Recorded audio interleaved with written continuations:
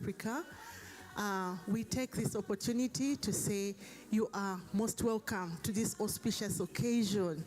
This is a very, very important occasion in the lives of women, in the lives of adolescent girls and young women, in our lives, because this is a day when we are not commemorating, but we are celebrating. We are celebrating the achievements that women have made in the long stride in the fight against HIV and AIDS.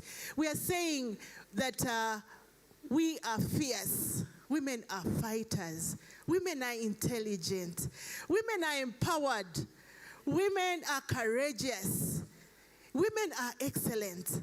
And therefore, this very important occasion where we are saying that we are recognizing women who have been fierce in other East African countries, ICW says you are all most welcome.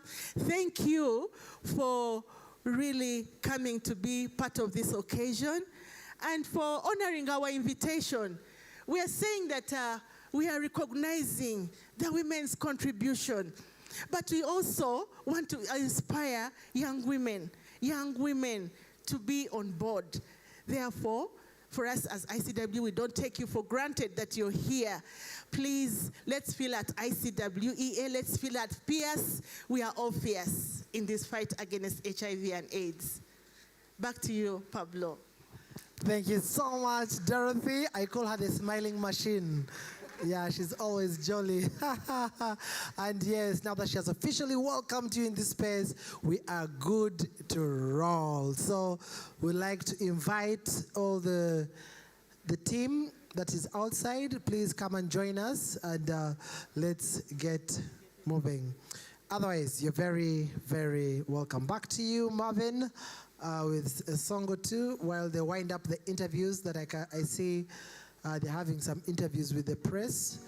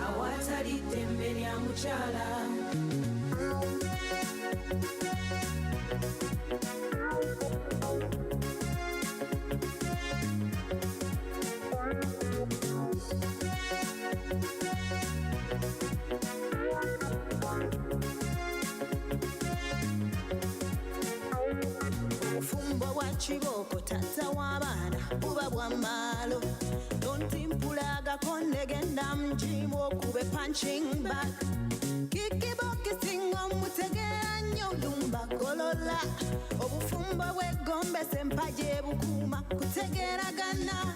We are warriors promoting harmony. Well, they say it's only fools who don't change their mind. Allow me to change my mind. We shall have Smile Africa to give us a performance as our guest of honor has an interview with the media. They have insisted, I think they wanted to run on the 9 o'clock or 10 o'clock bulletin. So as they do that, let's welcome Smile Africa to come and take us to Northern Uganda. Welcome, Smile Africa.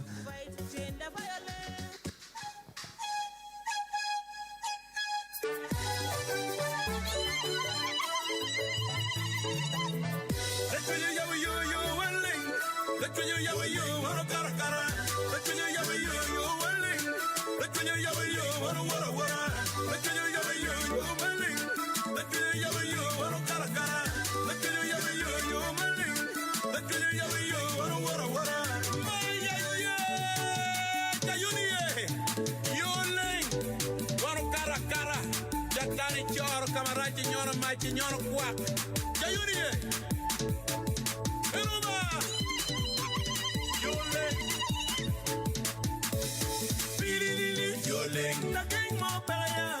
Yoling, mano cara cara. Yoling, alawa yawayo. Yoling, mano wara wara. Yoling, the king more paya. Yoling, mano cara cara. Yoling, alawa yawayo. Yoling, mano wara wara. Yoling, the king more paya. Yoling, mano cara cara. Yoling, alawa yawayo. Yoling, mano wara wara. Ariya mo nigiria, lubaye koya. Adwara mo nigidwara, lubaye koya.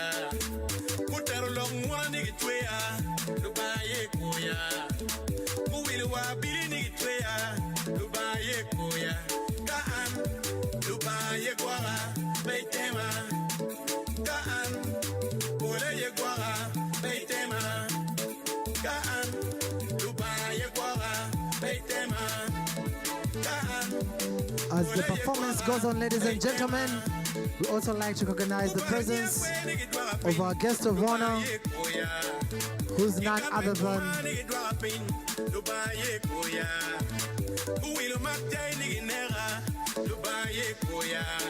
the regional coordinator, UNAIDS.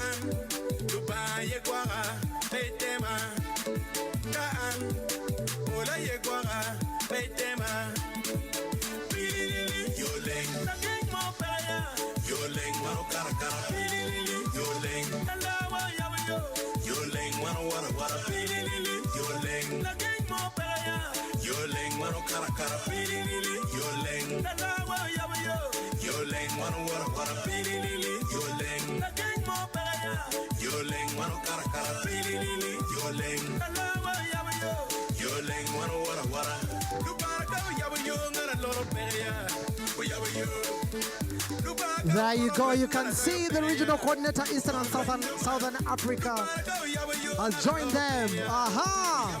I love the vibe. Yeah.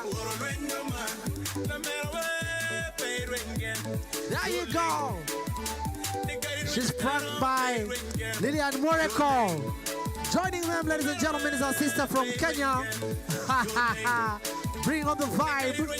I tell you, this is just the tip of the iceberg. Lubangaya Koya. I tell you.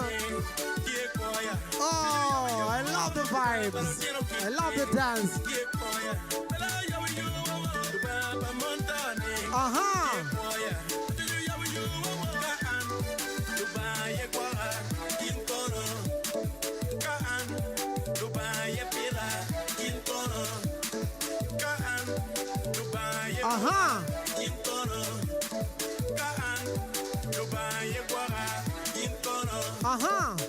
There we go. They have joined the glory train. Feel free to join them. There we go. I'll tell you. Yeah.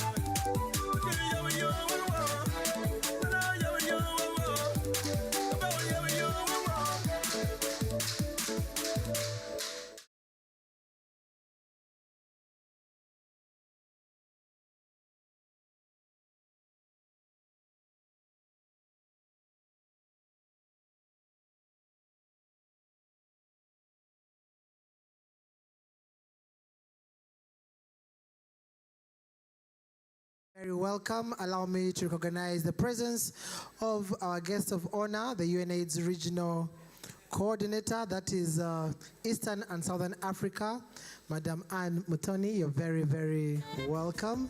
Thank you so much for traveling all the way to come and be with us. She came through today. And our guest of honor in our house, we also have the PEPFAR Country Coordinator, Mary Bogman, who is also representing the U.S. Ambassador, Her Excellency Natalie Brown, and she's seated on your immediate left.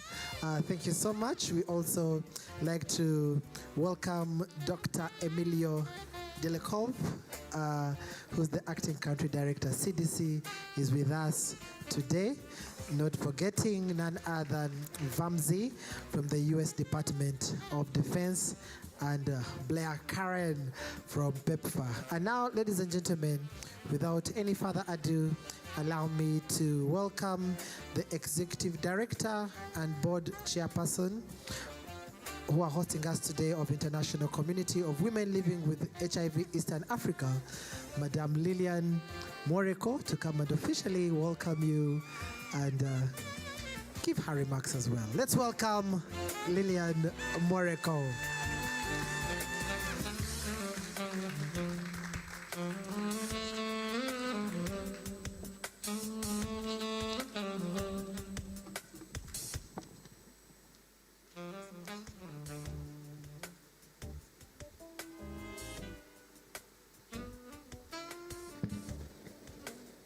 On behalf of the International Community of Women Living with HIV in Eastern Africa, and on behalf of everybody who is celebrating women, I want to welcome you. I want to say welcome, welcome. Our guest of honor, and the ambassador's representative in the house, our guest speaker, Mitchell, I hope you're already online, or our invited guests, ladies, gentlemen, and others. It is an exciting moment to welcome you, to put a smile on the face, to be here in front of you, not doing activism, but celebrating. We take long to celebrate the hard work that we do, but we need to be doing this often because it makes us younger, it gives us more energy to even do more work. So we are happy to have you here, and I'm happy to say in the house, we have ICW Eastern African full board in the house.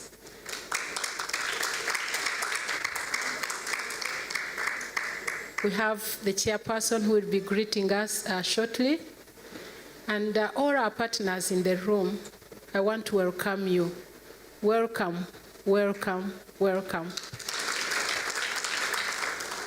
To our important guests in the house, the ones that we are going to be celebrating on behalf of all of us, we are so happy to have you. We celebrate the work that you do. We are because you are. We are because you are. We are because you are. So I welcome you once again.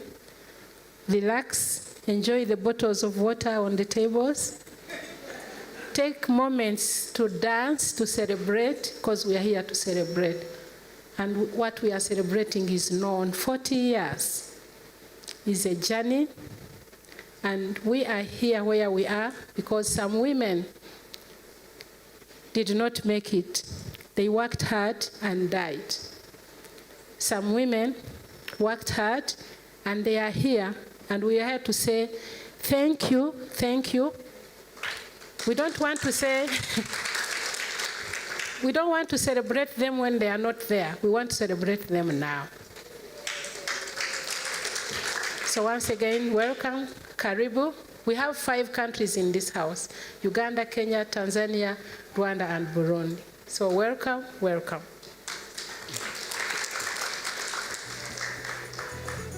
Thank you so much, Lillian Moreko. Let's clap for her once again.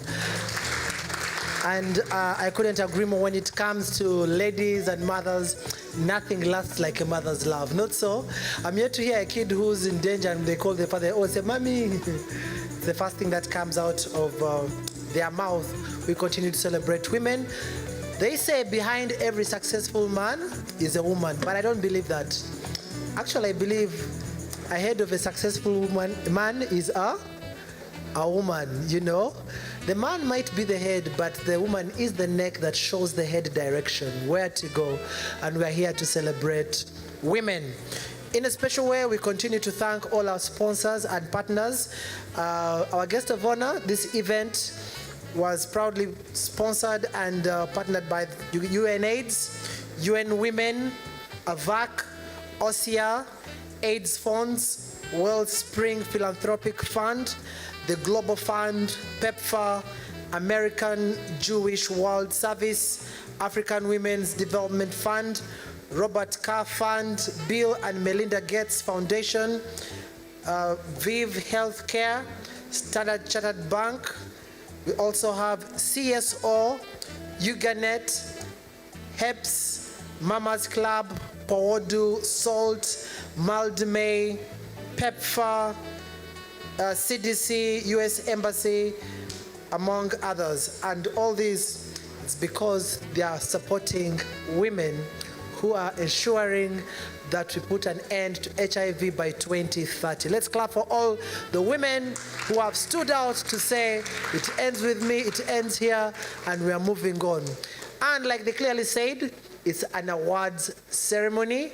And so we want to bring onto you on the screens the awardees of today. So let's have some optical nutrition and see who are the awardees of today. The one who's visible is not an awardee. They are truly coming, don't you worry.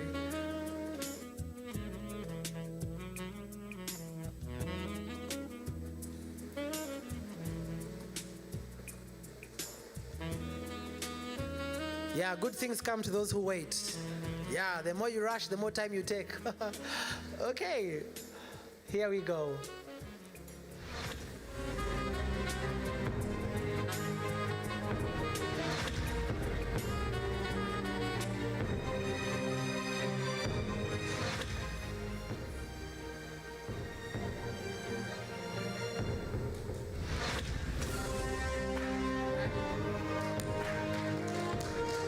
Rwanda, Kenya,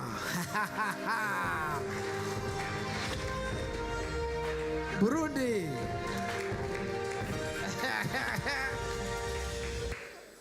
yes. You know, I think we need to have a retake, not so? The best way to pass an exam is with retake. Okay, do it again one more, just one more time.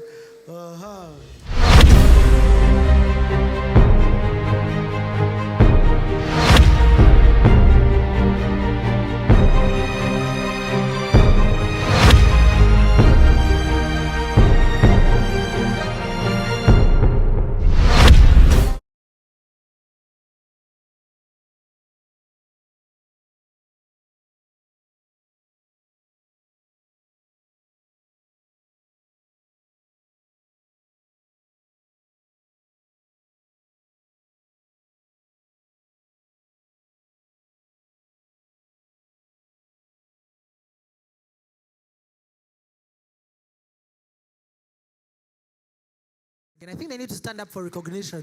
Sometimes the screen can tell you a different story. Somebody met me and said, Pablo, I saw you on TV, I thought you were a big man. Here I am, mosquito weight. So you could please stand up you can come to the front so that we can get to see you. And yeah, we salute you.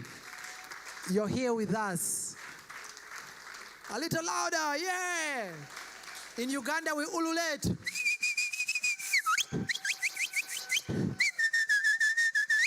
Uh-huh. Come to the podium. It's all yours. Come on, let's shine. It's time for you to shine. Uh-huh. Wow. Looking elegant, extremely beautiful. You might think they have been downloaded from the internet, yeah? Very beautiful. Yeah. As you can see, Mama walking up. Her dress is all blinged up. Yeah.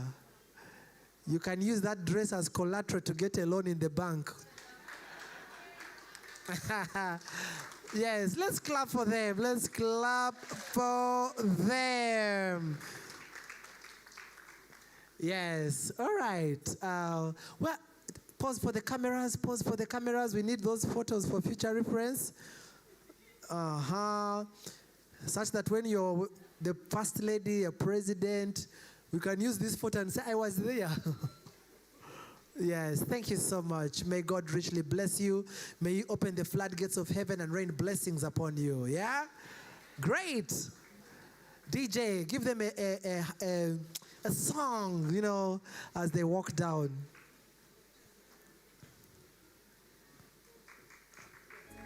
There we go. Let's clap for them. Let's clap for them.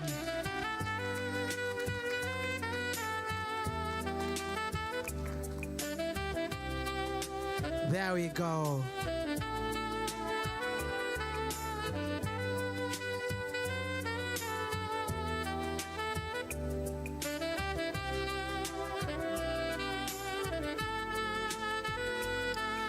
Yeah,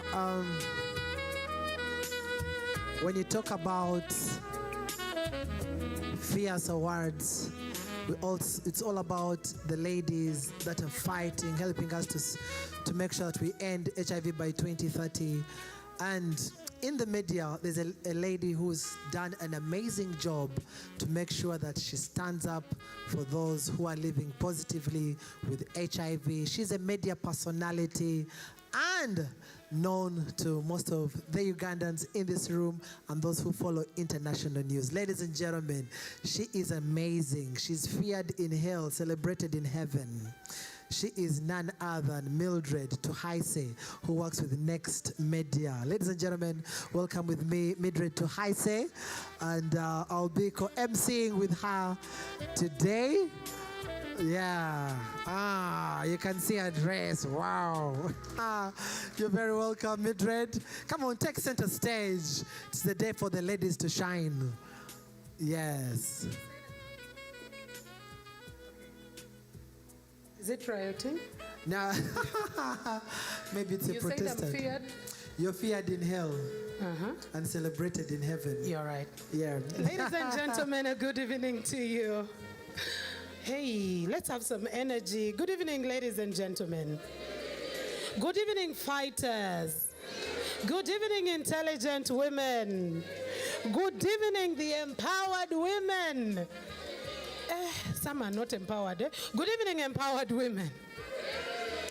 And of course, courageous and excellent women. A very good evening to you. The men also, good evening now. I know the men were complaining, right? Yeah, they say behind every successful man, there is a woman. But behind every successful woman, there is, I don't know. Maybe it's a point of discussion. I don't know if behind every successful woman. Pablo, what is behind every successful woman? There's a gentleman. It could be just a man, but this is a gentleman. Yeah. I hear you out. But congratulations to all the awardees tonight. Congratulations to Aichwe for all the work that we are doing. I know that our plan, our vision to end HIV by 2030 is valid. Our dreams are valid, right? Our dreams are valid, right? Very much valid, and I love that we've come to a time where stigma is no longer a conversation of the day, right? And it's because of the work each one of you here has done. And I want you to clap for yourselves. And there is more to it, and that is why we're very excited to have these awards tonight. Pablo, do you want to let us know who our next speaker is? Okay, well, thank you so much, Mildred. And right now, before we even get into receiving the awards, let's just look at the screens and we jump into the short story of these awardees of today.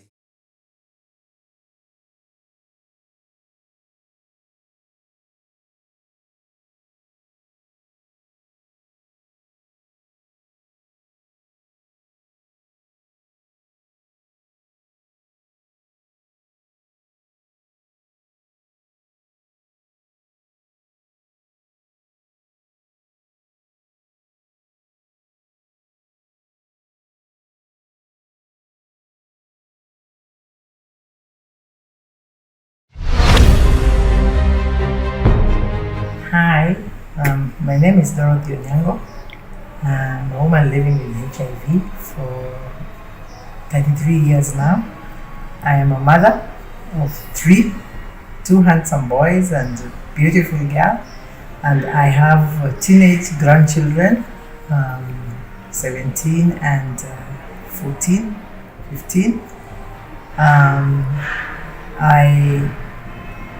As I mentioned, I'm a woman living with HIV, and I was diagnosed in 1990.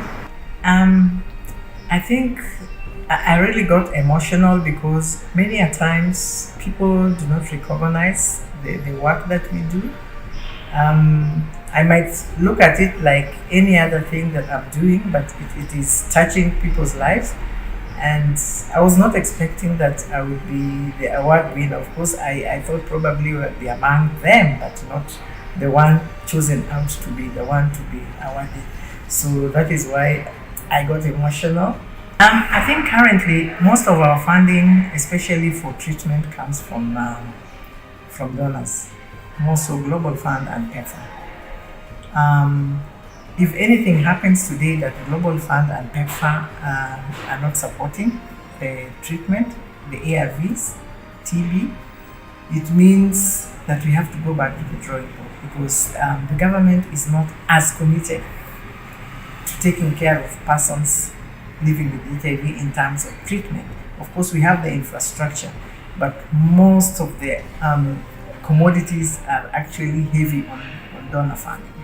Yeah, so that is a big gap that we need to see how we can lobby and advocate the government so that we can be self-reliant as a country should the donors leave. Yes, actually this is my first time to attend one.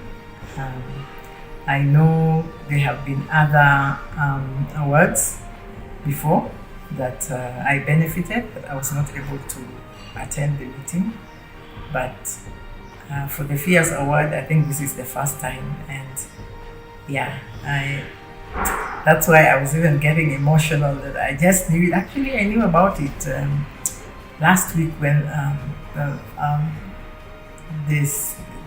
when Lucy put it on the WhatsApp group. So I said, okay, let me try. But then I said, anyway, let me just try like anybody else. And I didn't expect that it would happen. I think such campaigns is an eye-opener for women, and especially young women, to work even harder and work closely with their constituency, look at their goals, what do they want to achieve, and just have more visibility on the work that women especially, because women do a lot of work.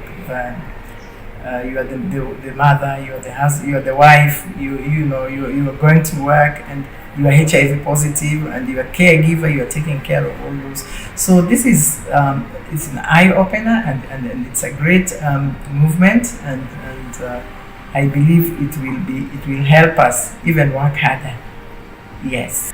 I think for me is to tell women with HIV, especially young people, that they should not give up. Remember I told you when I was talking, I said I went back to school because when I got HIV, I didn't have a degree.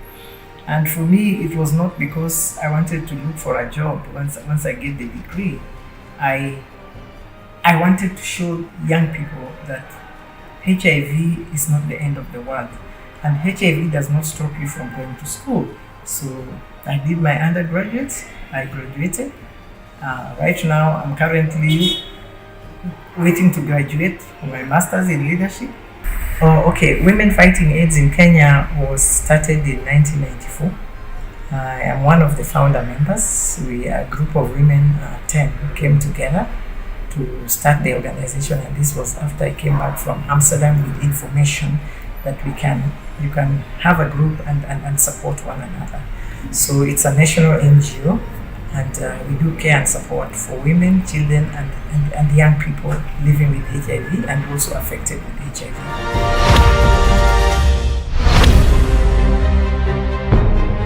My name is Kuradusenge Pelagie Charlotte. I am from Rwanda. I'm 36 years old. I became HIV positive when I was 15 years old. Well, for the first, it was hard for me to accept my status. But as the year goes on, and also being with the people, with the association with the people of living with HIV, it has impacted my life. I just knew that I was not alone. I accepted my status, but before I was living with auto stigma. Well, the connection for me to be a winner of the chosen to be awarded, I had worked with women who are living with HIV. I normally go to health centers to find the women who are pregnant and they have not accepted themselves, their status. I encourage them, I reach out to them, go through life with them, go after them, even follow them to hospitals, after care, when they have given birth, to find out if they take care of their children. I thank my community who chose me to participate in this campaign. And I also thank ICW Rwanda chapter, who helped me also to be recognized among the contestants. And I am so overwhelmed with this. I didn't expect it.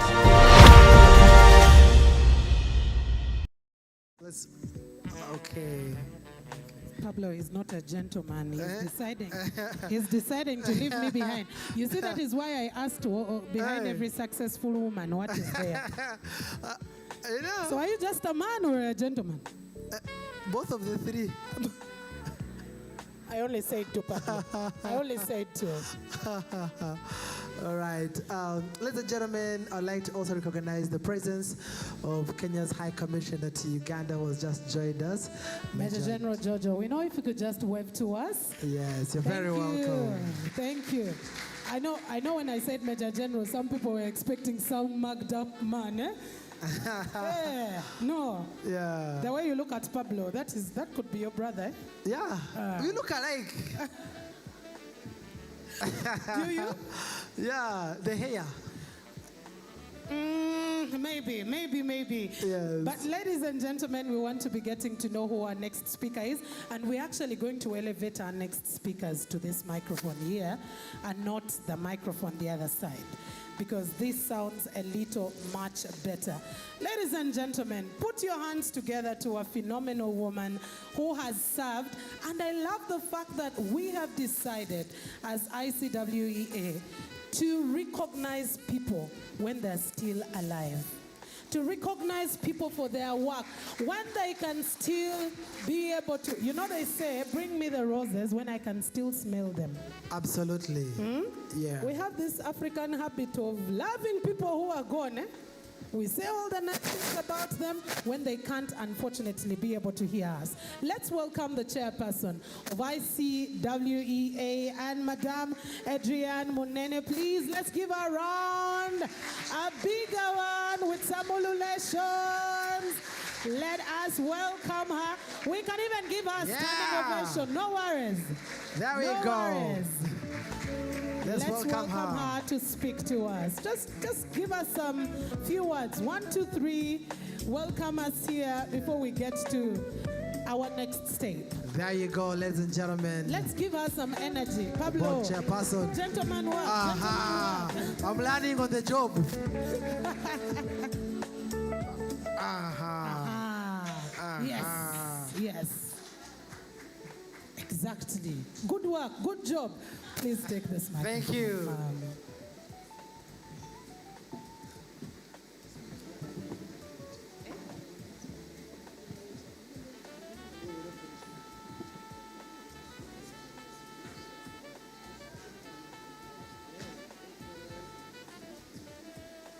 Okay. Can I use them? Okay, wait a moment. All right. Thank you. I invite the president, the chair of ICW Global, Mrs. Charity, to come here with me. Wait a minute.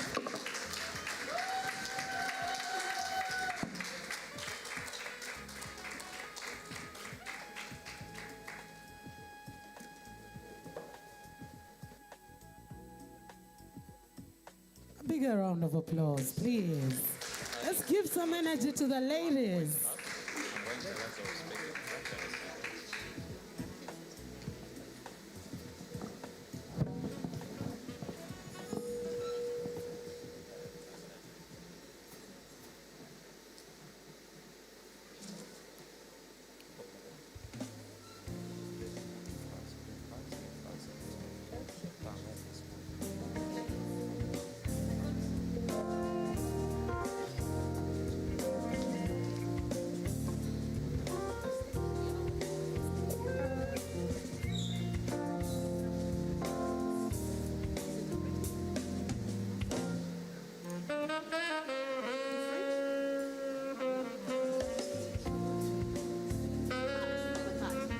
Okay. Thank you very much for allowing me to speak before you. Thank you. Good evening, everyone.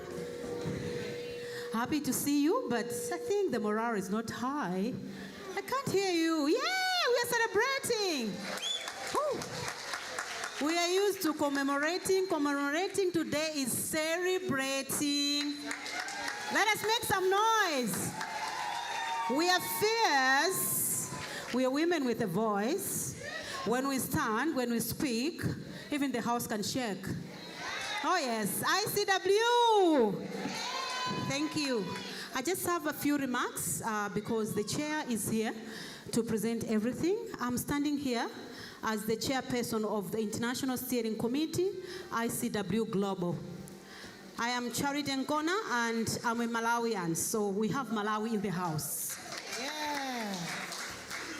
I thought this is a very auspicious event, and I thought of coming here just to say a few words. The words that I want to say today is that I just want to recognize ICW Eastern Africa.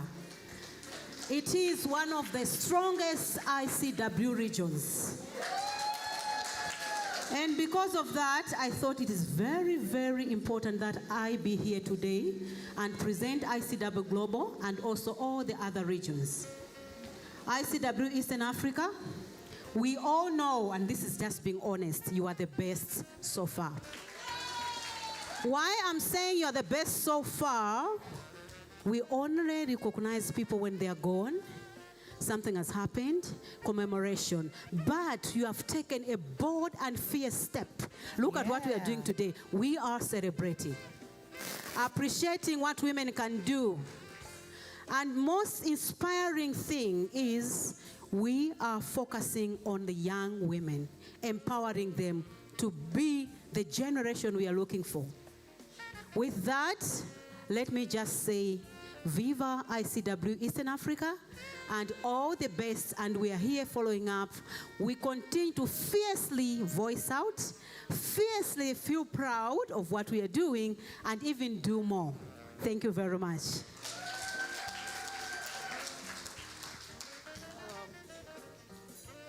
Merci Madame la Présidente de ICW Global. Excellences, Mesdames, Messieurs, tout protocole respecté, chers invités d'honneur, la directrice générale de l'ONU-SIDA, ambassadeur des États-Unis d'Amérique, le directeur exécutif d'AVAC, qui est en même temps notre conférencier, le coordonnateur national de PEPFAR et la famille PEPFAR ici en Ouganda, le directeur pays de l'ONU-SIDA et famille de l'ONU-SIDA en Ouganda,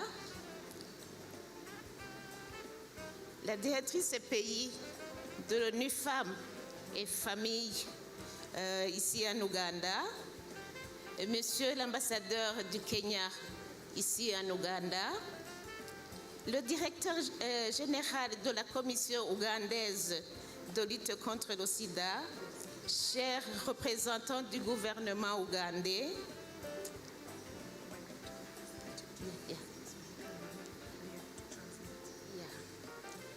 Okay. One minute. Okay, I can. What I have there? I have there.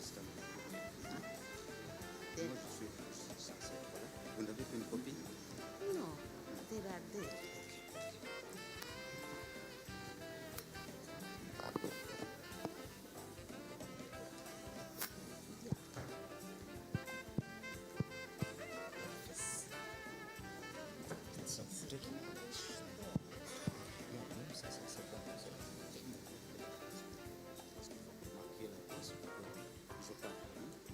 Je pense.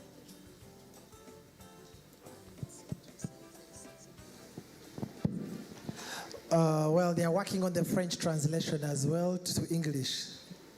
Don't worry. We're multilinguistic this night, so learn some French. Eh? Yeah, by the time she gets them. Please, you can step forward. No worries. I am in the background to support you as I learn some French. Excellences, Mesdames, Messieurs, tout protocole respecté,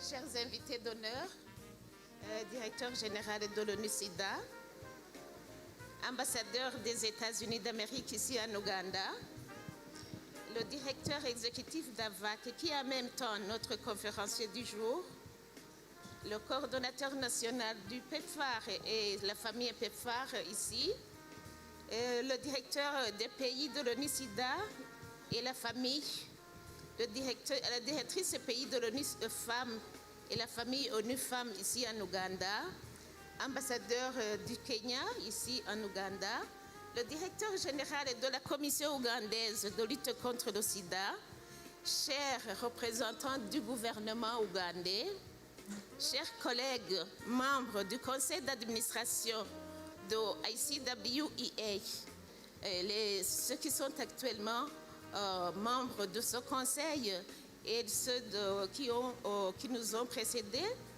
chères directrices exécutives et du staff de ICWEA, chères représentantes déléguées des sections nationales membres de ICWEA, chères lauréates de FIERS édition 2023 et autres anciennes lauréates, Mesdames, Messieurs, acceptez mes chaleureuses salutations et permettez-moi une fois de plus de vous souhaiter la bienvenue à cette cérémonie annuelle de remise de prix FIERS au lancement de la campagne 2023-2024.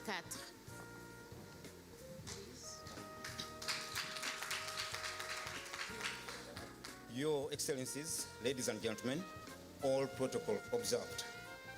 Dear invited guests of honor, the Director, UNAIDS, the representative of the Ambassador of the United States of America in Uganda, the Executive Director of AVAC, who at the same time is our main speaker of the day, the National Coordinator of PEPFAR and the PEPFAR family in Uganda, the Director of Country Director UNAIDS and the UNAIDS family in Uganda, the Country Director of UN Women and the entire UN family in Uganda, Your Excellency the Ambassador of Kenya in Uganda, the Director General of the Uganda AIDS Commission, dear representatives of the government of Uganda, dear colleagues, members of the board, of ICWA, my dear Executive Director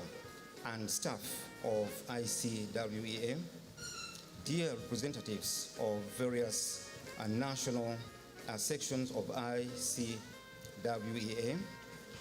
and our dear laureates for this edition, fierce edition of 2023, and all those that won in previous sessions. Ladies and gentlemen, allow me accept my warm greetings and allow me once again to warmly welcome here at this annual ceremony where fierce prizes are given out and to the launch of this season 2023-2024.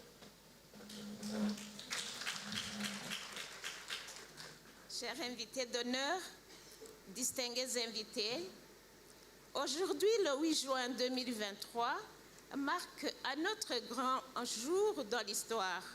La croissance et le développement de ICWA et ses membres qui célèbrent et reconnaissent la contribution des femmes et filles qui ont grandement et immensement contribué à la lutte contre le VIH-Sida en Afrique de l'Est et au-delà des frontières.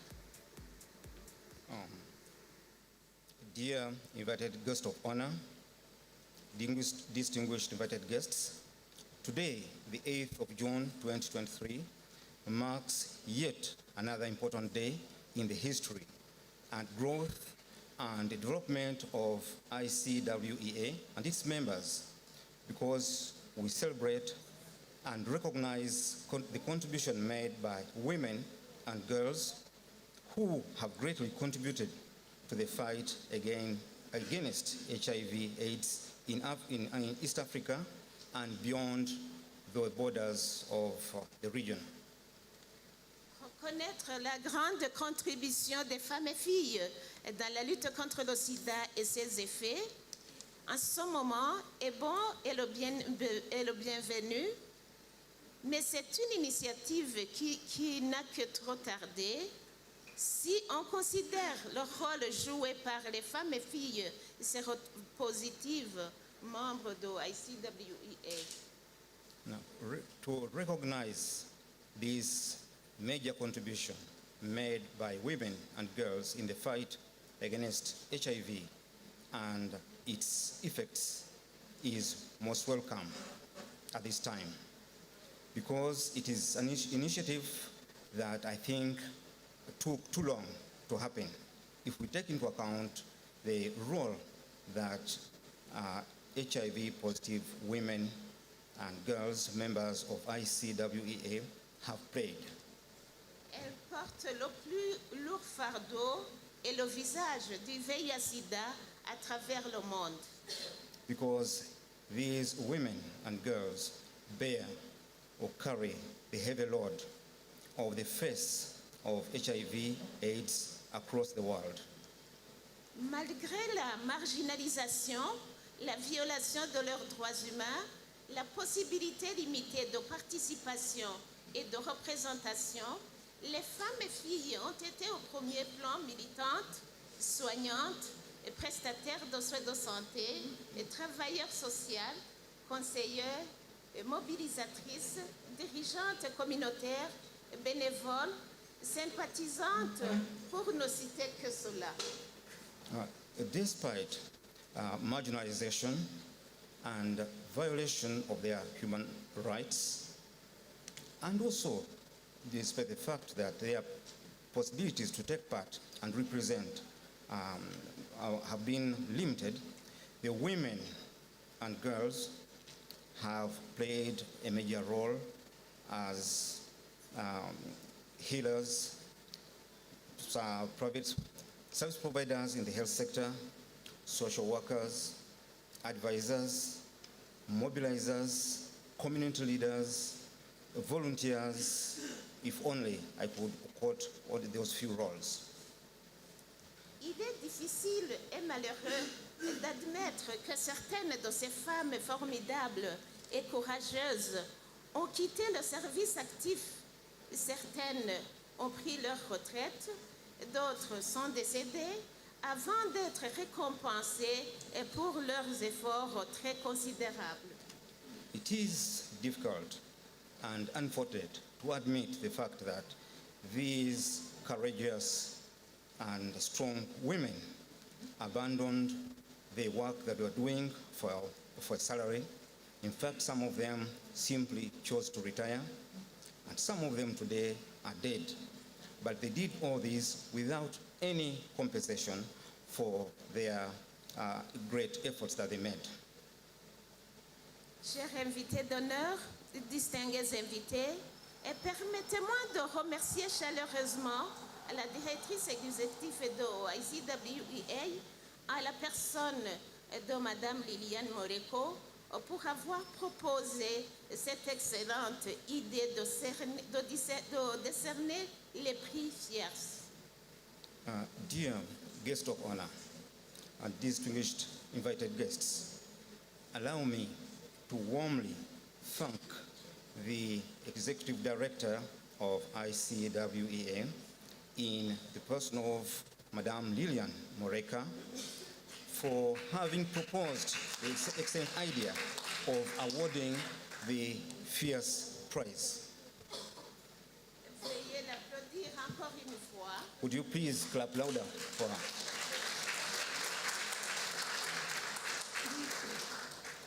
Nous avons jusqu'à présent reconnu et récompensé 32 femmes et filles de l'Afrique de l'Est comme un mécanisme de récompense, mais aussi comme une approche d'inspiration pour les jeunes. To date, we have recognized and awarded 32 women and girls across East Africa because we believe that this is a mechanism of rewarding them, but also it's an approach that helps us in inspiring the young people. Je saisis cette opportunité pour inviter les jeunes femmes et filles à imiter leurs mères, sœurs, amis et pères qui ont été récompensés pour rejoindre le mouvement de la lutte contre le VIH-Sida qui a joué un fardeau supplémentaire à la vie des femmes et filles séropositives.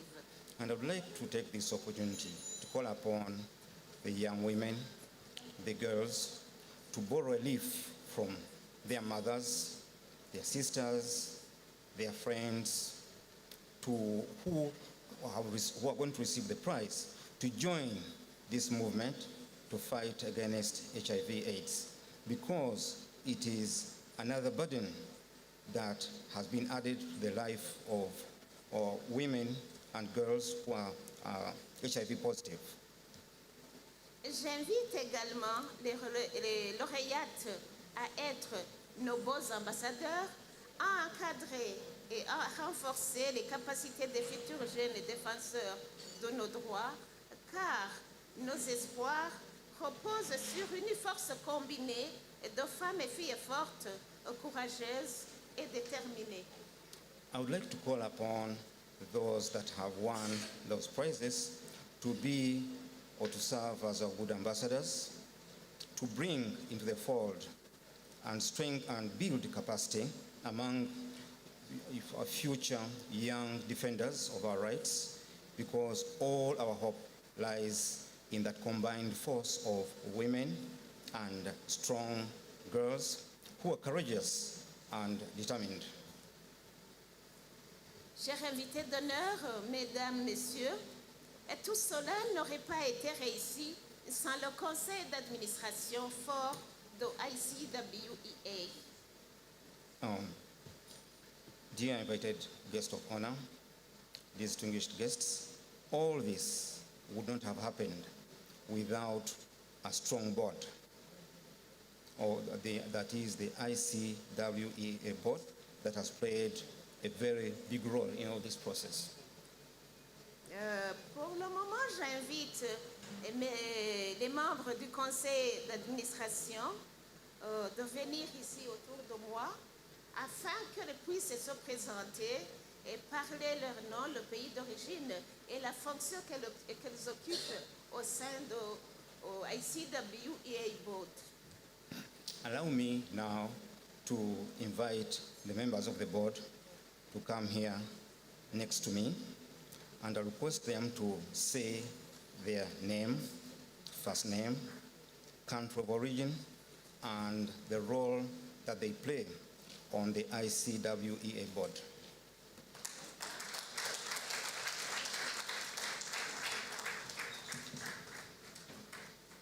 Ce sont des dames et jeunes filles fortes These are strong women and young girls, et très dynamiques et aussi très intelligentes parce qu'elles ont conduit l'organisation jusqu'à ce jour.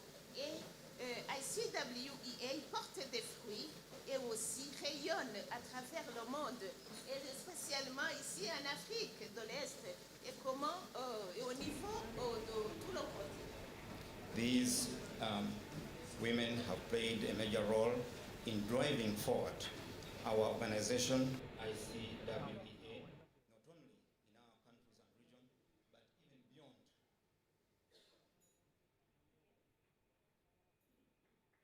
Good evening, everyone. My name is Patricia Asero Ochieng. I'm from Kenya, a member of the board of ICWEA, and also a member of the board of the ICW Kenya. I'm the chair. Thank you. Good evening. My name is Colette Mukamusoni from Rwanda. I am ICW Rwanda and a board member for ICW East Africa. Thank you. Good evening, everyone. Good evening, everyone. Good evening, fierce women. My name is Consolata Chiengo. I'm also from Kenya. I'm the vice chair of ICW East Africa. Good evening, everyone. Viva ICWEA. Viva ICWEA. My name is Catherine Nachide. I am from Uganda, and I'm a board member, ICW, and I'm also from ICW Uganda chapter. Thank you for coming. Good evening, ladies and gentlemen. My name is Joan John Masibusi from Tanzania. I'm the board member of ICW, and I'm also the board member of DWWT in Tanzania. Thank you. Good evening, our mother. Good evening, our mother. Yes, good evening, brothers. My name is Jacqueline Mukansanza. I come from Rwanda. I'm secretary in ICW Rwanda chapter, but I come here in ICW East Africa to represent you from the young woman. Thank you. Bonsoir à tout le monde. Bonsoir, je m'appelle Arlene Hadzio et je viens du Burundi. Je suis membre de ICW Burundi et membre du comité à ICW East Africa. Merci. Good evening, everyone. My name is Esperance Mkawaranga, coming from Rwanda chapter. I am here in the ICW as a member representing the community of people living with disabilities. And I am happy to be with the young persons. I am 61 years, but I thank the Lord because I seem still young for serving the community. Thank you. Good evening, everyone. You are welcome on our party. It is a nice party. You see women are shining. My name is Veronica Joseph Nank, coming from Tanzania. I'm a board member of DWWT chapter in Tanzania, also a board member of ICWEA. You are welcome. Good evening, everyone, and congratulations our award winners. My name is Jane Mwirumubi, and I'm from ICW East Africa and Uganda, and a board member on ICW East Africa, the regional government. Good evening, everyone. Hello. Some energy. We're in Uganda, we are happy people. Yes, congratulations to the beautiful ladies there. The mamas, they've mentored some of us, and we are very, very proud. My name is Immaculate Omudisha. I am a board member of ICW. At the same time, I'm the only lawyer who can manage money. I control the finances of ICW. Thank you.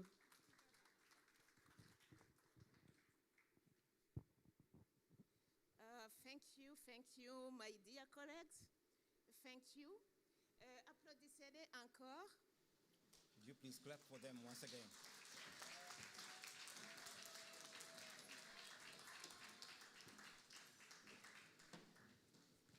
Nous saluons également le leadership des 5 pays pour avoir créé un environnement propice qui a permis aux femmes et filles de participer activement à la lutte contre le VIH-Sida. We welcome the role that these leaders have played across the region of East Africa because it has helped to fight against the effects of HIV/AIDS.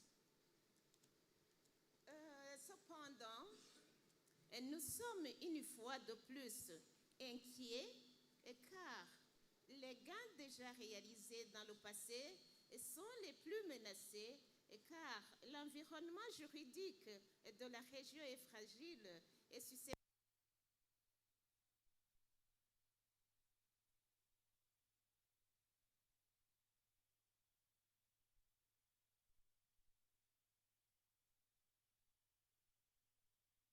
ICW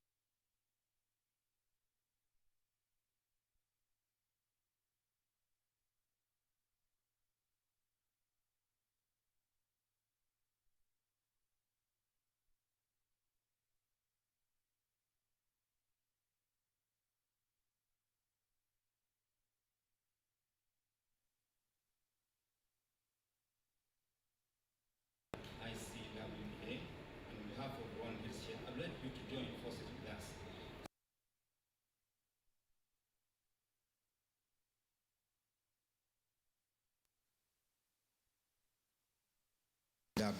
WEA. Distingués invités, nous tenons à vous informer également que cette grande initiative n'a pas de financement garanti et continu.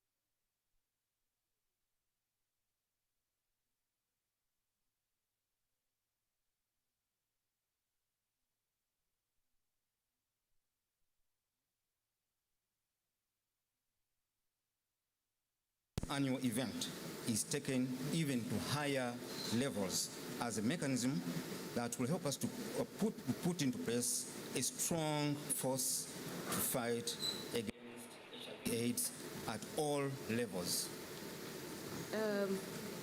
Distingués invités, je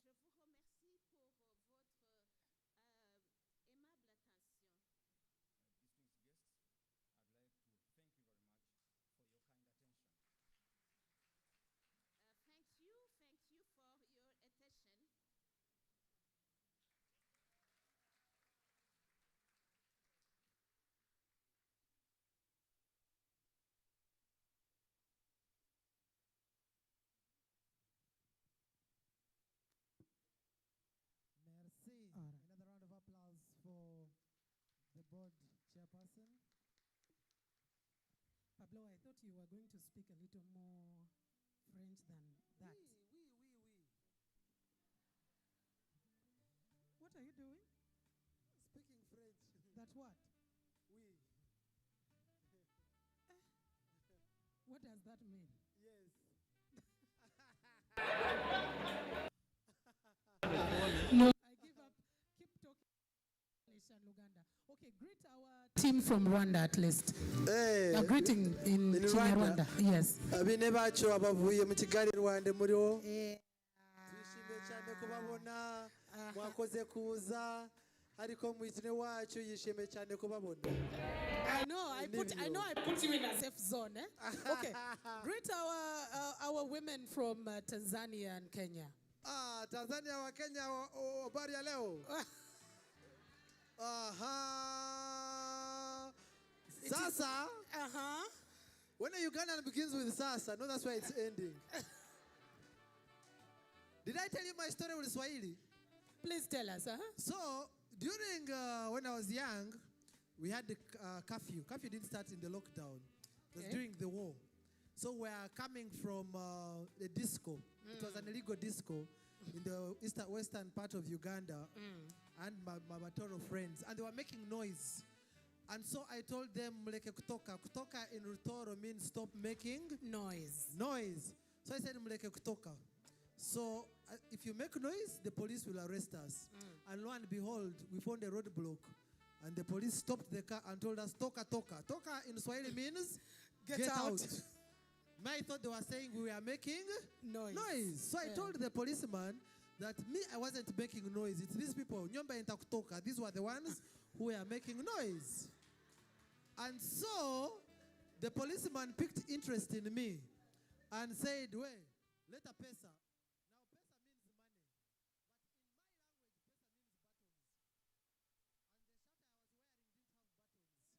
So I told him, I don't have what? All the buttons are gone. I don't have buttons in Atinyema Pesa, no buttons. And he thought I was a wiseacre. And he said, later, where Nani? Who are you? Where Nani? And in my attempt to speak Swahili, I said, Mimi Muizi. I wanted to say I'm a student. And Muizi means a thief. The rest is history. What happened, you know. Yeah, you indeed didn't have to tell us how it ended. Yeah. Because you can all imagine what ended, how it ended.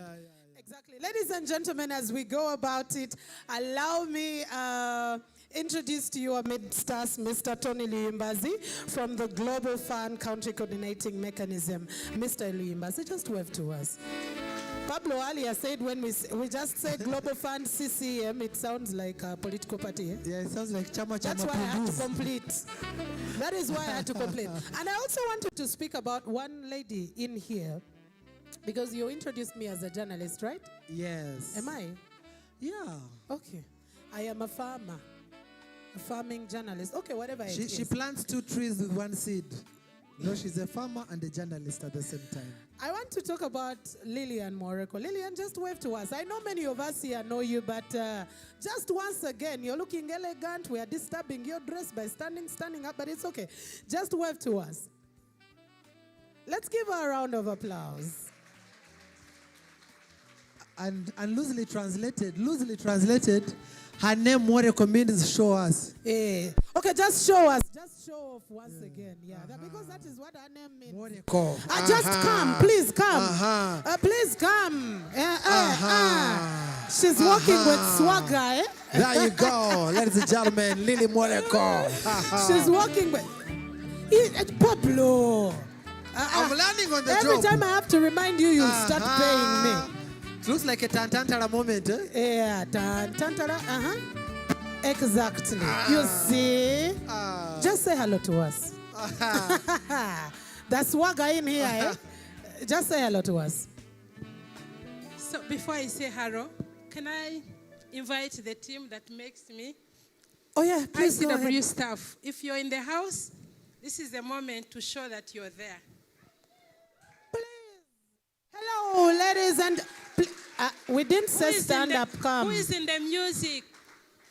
We are DJ, dancers. We know DJ, how we to want to dance while we are coming. DJ, put the music. We want to dance while we are coming here. ICW, ICW, ICW.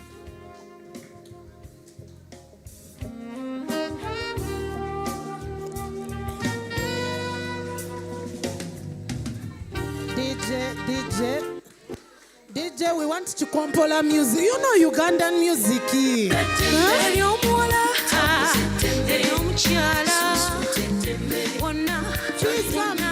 come. Oba, you want the other songs of, It's your Miss time City now to Adenja. come here and I introduce you to the people so that we can. You want City Adenja Ninga what? Huh?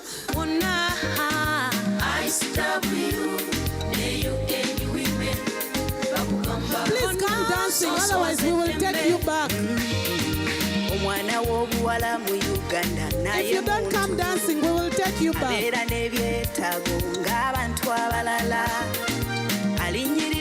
The man has forgotten his work. Let's give them a round of applause as they come. Hey.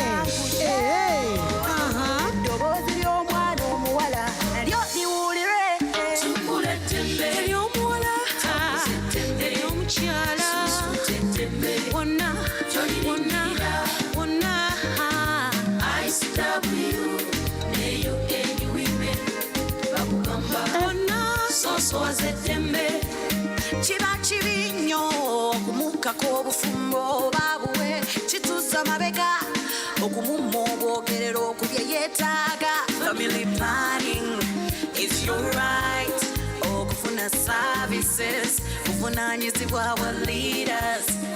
Sexual education is important.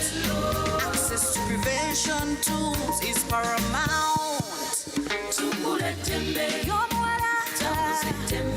So our guests, our board, our chief guest, this is part of the team that makes it happen. We are 8 in number. We only managed to get representatives from the regions, but we are a big team. So through you, the guest of honor, I want to say thank you to this team. Thank you. And it is not easy to do the work that we do. And when we have a moment to say thank you, we should really do it so many times. We work under hard conditions. It is even going to be very, very hard for us now. Yeah. We don't even know whether we should continue doing the work that we are doing. We don't know how we are going to do it because the law that has been enacted is a serious law. That yesterday we had a meeting and we talked amongst ourselves and we asked ourselves, how do you do this work and you're not going to be seen like you're promoting, you're not going to be seen. So it is hard. And so this team here, thank you. Let's also take time with our friends, with our partners here to celebrate us. And I want women to be in front so that the men celebrate you. Yeah. Behind a successful woman is a man. So men behind celebrate us because we make this organization what it is. You can only be behind us. You cannot be in front with us. That is how we do it at ICW. That we are leading as women and men are at the back, helping us to make sure that the food has got some taste, but we do the real work. So thank you very much. Now we can go back. A round of applause for all of them as they go back, As they go back. Yes, you can. Pablo, get your mic. And if you can give me 1 more minute. Please. To really say thank you to our partners in the house. I know you have been recognizing them, but all our donors in the house and those online, we thank you so much. We thank you because you have chosen to move this journey with us. We thank you because you have taken a risk. It is a risk to work with women. That is what they say. And they even say that it is riskier to work with women who are living with HIV. Because many times they think we don't have capacity, they think we cannot do it, and therefore people think putting money in the hands of women living with HIV is risky. So when you risk with us, we thank you. Thank you, thank you. And Pablo, you're going to help me as you continue doing the emceeing to mention the names of all our partners that have supported us in this journey. In a special way, allow me to say thank you to UNAIDS for this edition of 2023. We were supposed to have hosted this meeting in March this year because that was our commitment, either one day before or after Women's Day. But we did not get the resources. But UNAIDS, you came in handy, together with Wellsprings, I'm sure you're online, and AWDF. You supported us to have this edition, the third edition, and to have it even in style, because we've had this kind of session here in all the 5 countries. So this is a climax of the 5 countries' celebrations. And we are really hopeful and optimistic that next year it is going to be real. Yes. So UNAIDS, we want to say thank you very much. And we want to commit you. We don't want you to commit, but we are committing you that the 4th edition should not stop.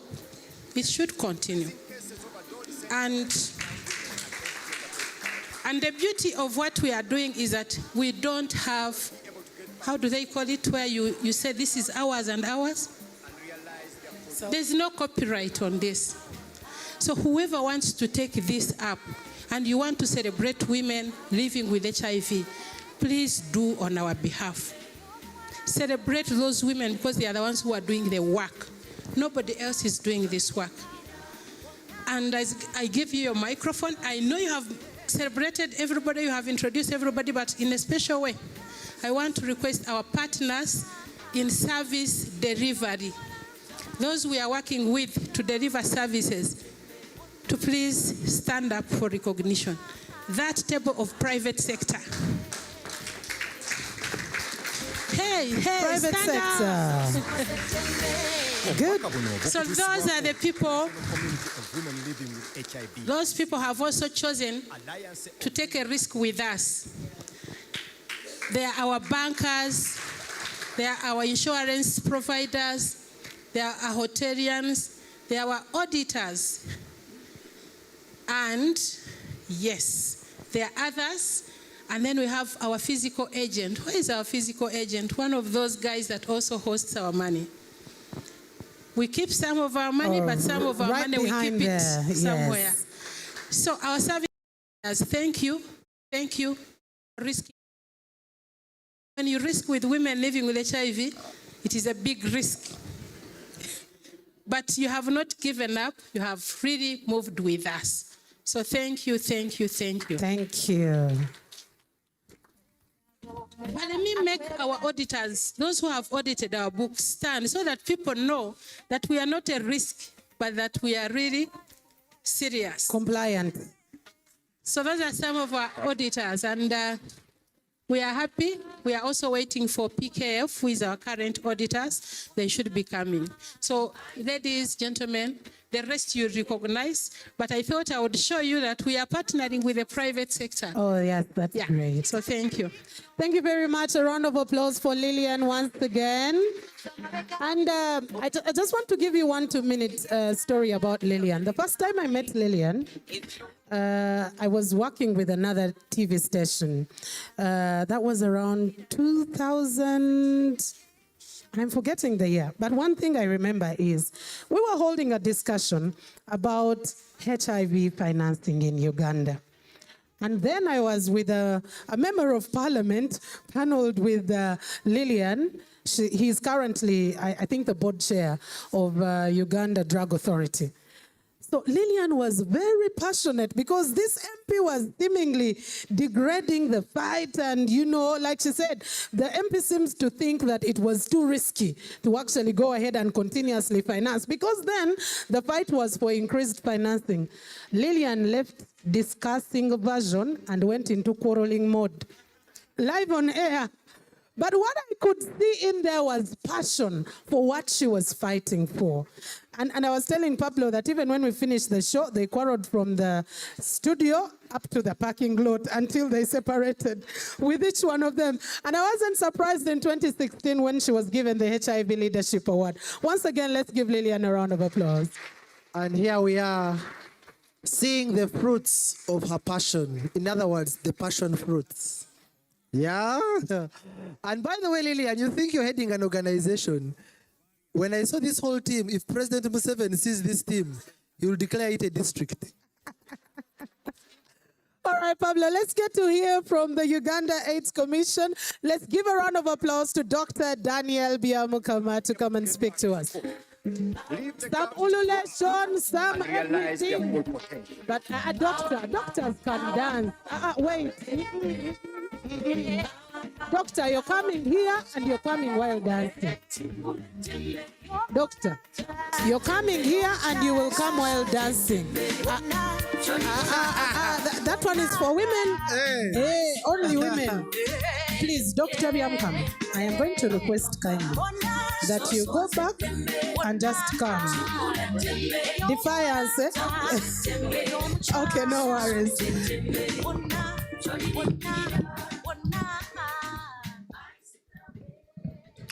Our guests of honor, our development partners, I see the UN family representatives, I see PEPFAR and other development partners present, our implementing partners, ICW, EA, our hosts, and all the fierce women here, ladies and gentlemen and others, good evening.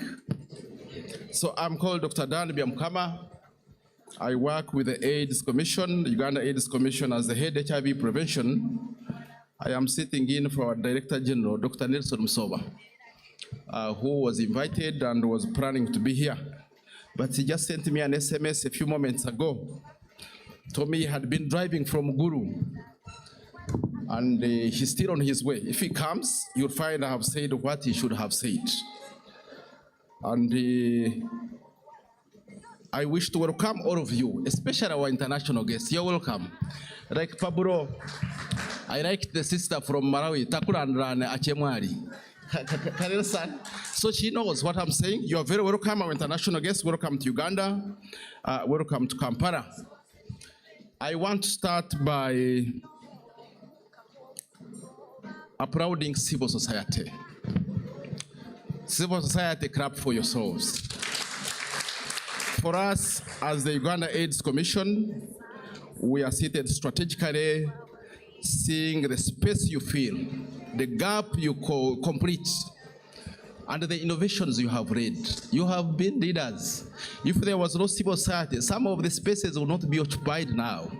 But it's because of your fierceness and your boldness that you have stretched us, stretched our routine, and we're enjoying some of the spaces we're enjoying, and some of the innovations we are really initiated and led by you. So I want to take this opportunity on behalf of the Commission to say we appreciate you, civil society. I also want to take this opportunity to applaud ICWEA. You are our key partner. You are a key leader in the national response. Your innovations have really pushed the boundaries.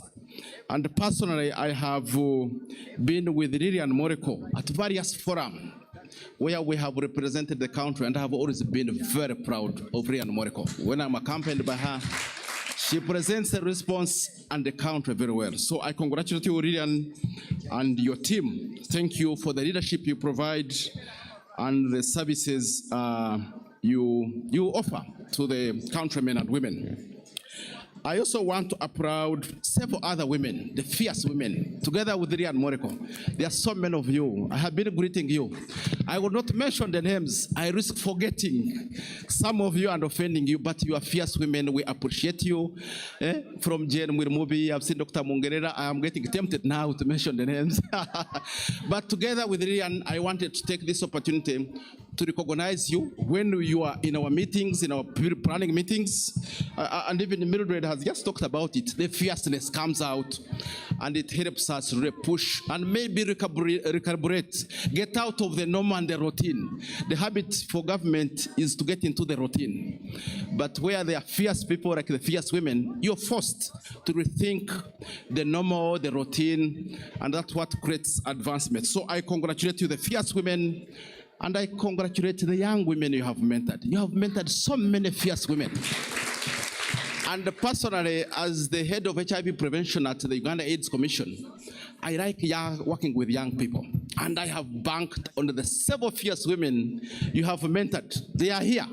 They know I often call upon them to say, come and represent the country, come and accompany me to deliver this message. And they are really fierce, they are really equipped. And I want to congratulate all the fierce women across Africa who will be benefiting from these awards. You really deserve them. When I think of the women that I know, the fierce young women here, they deserve them. And whenever I get a space, I defend their right to be, their right to really play the role they play for the benefit of all the young people in the HIV response and in the country. The Uganda AIDS Commission is still committed to working with the positive women and most especially working with young people. So young positive women, we have really, this is not words, we have shown our commitment to work with you, leverage your potential, and when there are opportunities to build your capacity beyond what is provided by your mentors, you will agree with me that we have invited you to benefit from that capacity building so that you can play your well-intentioned cause. The fierceness can be felt because there's so much work that still needs a fierce woman and even a fierce man. But there's still so much work to be done, and we applaud you and we commit to continue working with you. Come to USC, ask us how we can work with you better.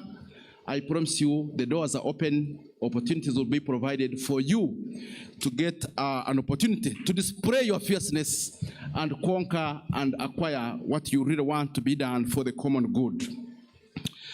I want to congratulate you, those who have won, who will be announced tonight as winners, and I hope we'll be motivators for all the young women out there who are still really shying away, not making the bold step to discover themselves like we have done.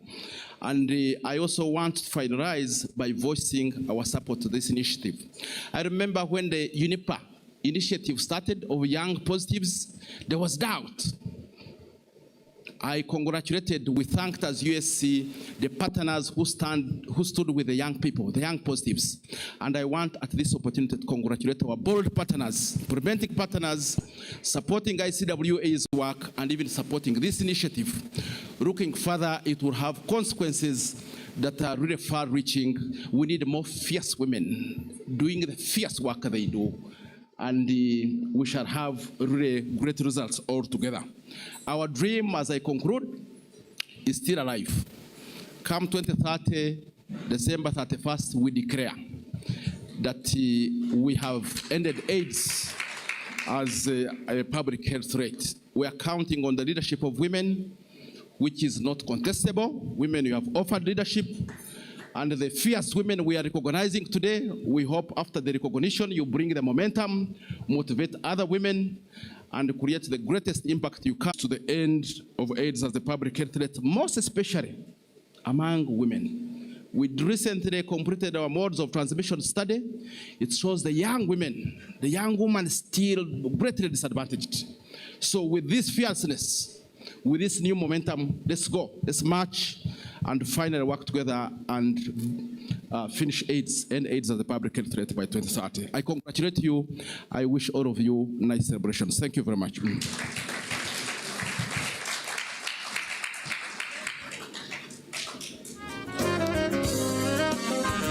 Thank you so much, Dr. Daniel Byamkama, for representing Uganda AIDS Commission.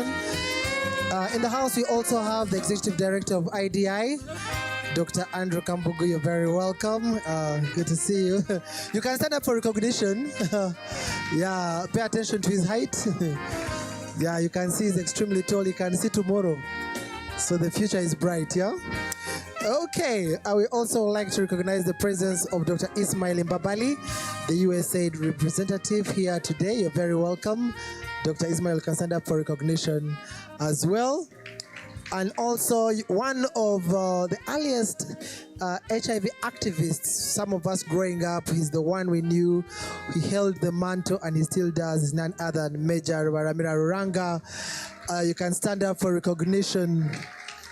Yeah, and when I was running, I used to run a campaign called Pill Power, when we were trying to help young adolescents to continue taking their pills.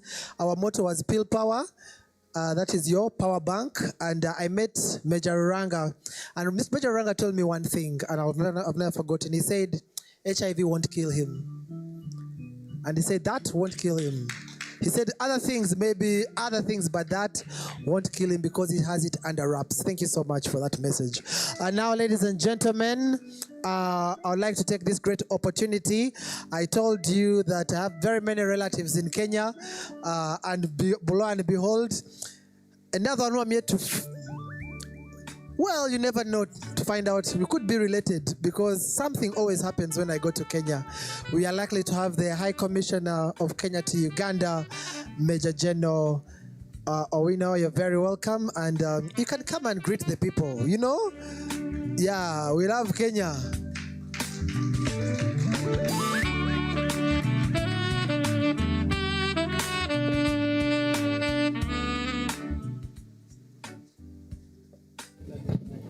Thank you so much. I don't know whether you're the MC or you're, but the leadership of this organization and everybody else, let me just say all protocol observed.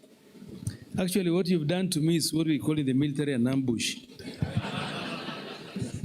But luckily for me, I've been trained how to get over an ambush.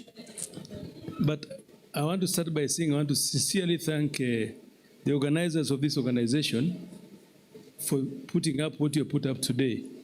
It's amazing how few people can do so much for this world. It's just amazing.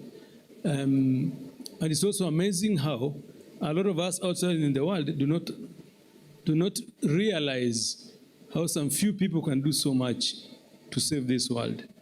I think we are in a world where we are focusing on what I would call non-issues and forgetting what the real issues are. The issue of HIV and AIDS, we have been with that for quite some time. But other things come and we think that's more important than this. And I like the focus on the ladies and the women and the girls because they're the most vulnerable. And they are the saviors of this world. And the rest of the men, we don't recognize that. And we think other things are more important. Sometimes some of us are not very proud of our profession of killing. You go to war and you're killing people, but sometimes it's inevitable. But then deep down in our hearts, we know it's our mothers and our daughters and our sisters who actually make this world work. In the African society, even if men who are going to war, it is the women who are in charge of logistics and making sure that we win the wars. We are forgetting those things. So I really want to congratulate and really say that your contributions to the world to save mankind from this is unprecedented.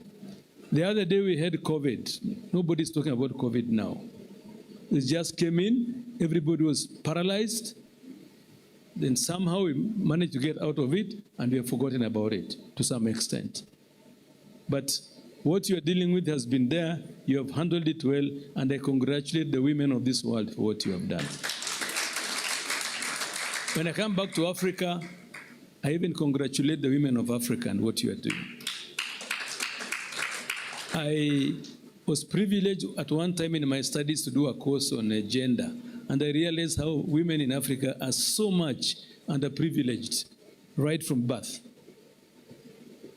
You know, you men, we think we are very special. You wake up in the morning, you take your cows and come back. These women, they're cooking breakfast for you. They're cleaning the house. You go to the same school. You are doing the same exam. They come back, they cook for you in the evening, but they still beat you in the same exam. Then you say, let's marry them off because they are not of useful to the society. We want cows. I think let's celebrate our women, particularly in Africa, for what they have done. Let's celebrate our women.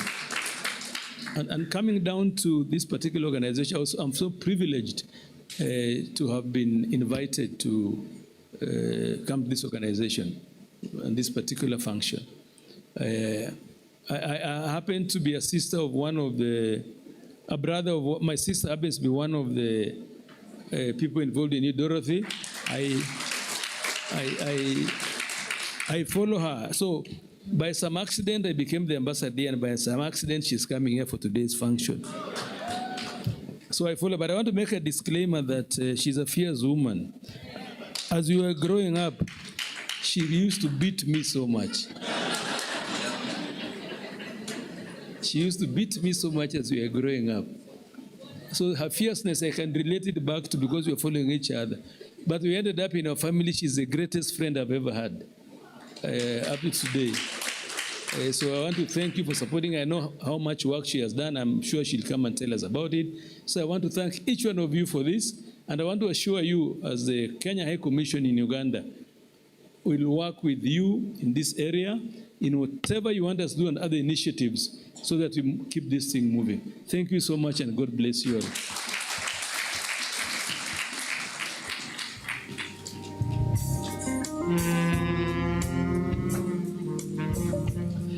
Another round of applause for Major General George Owino.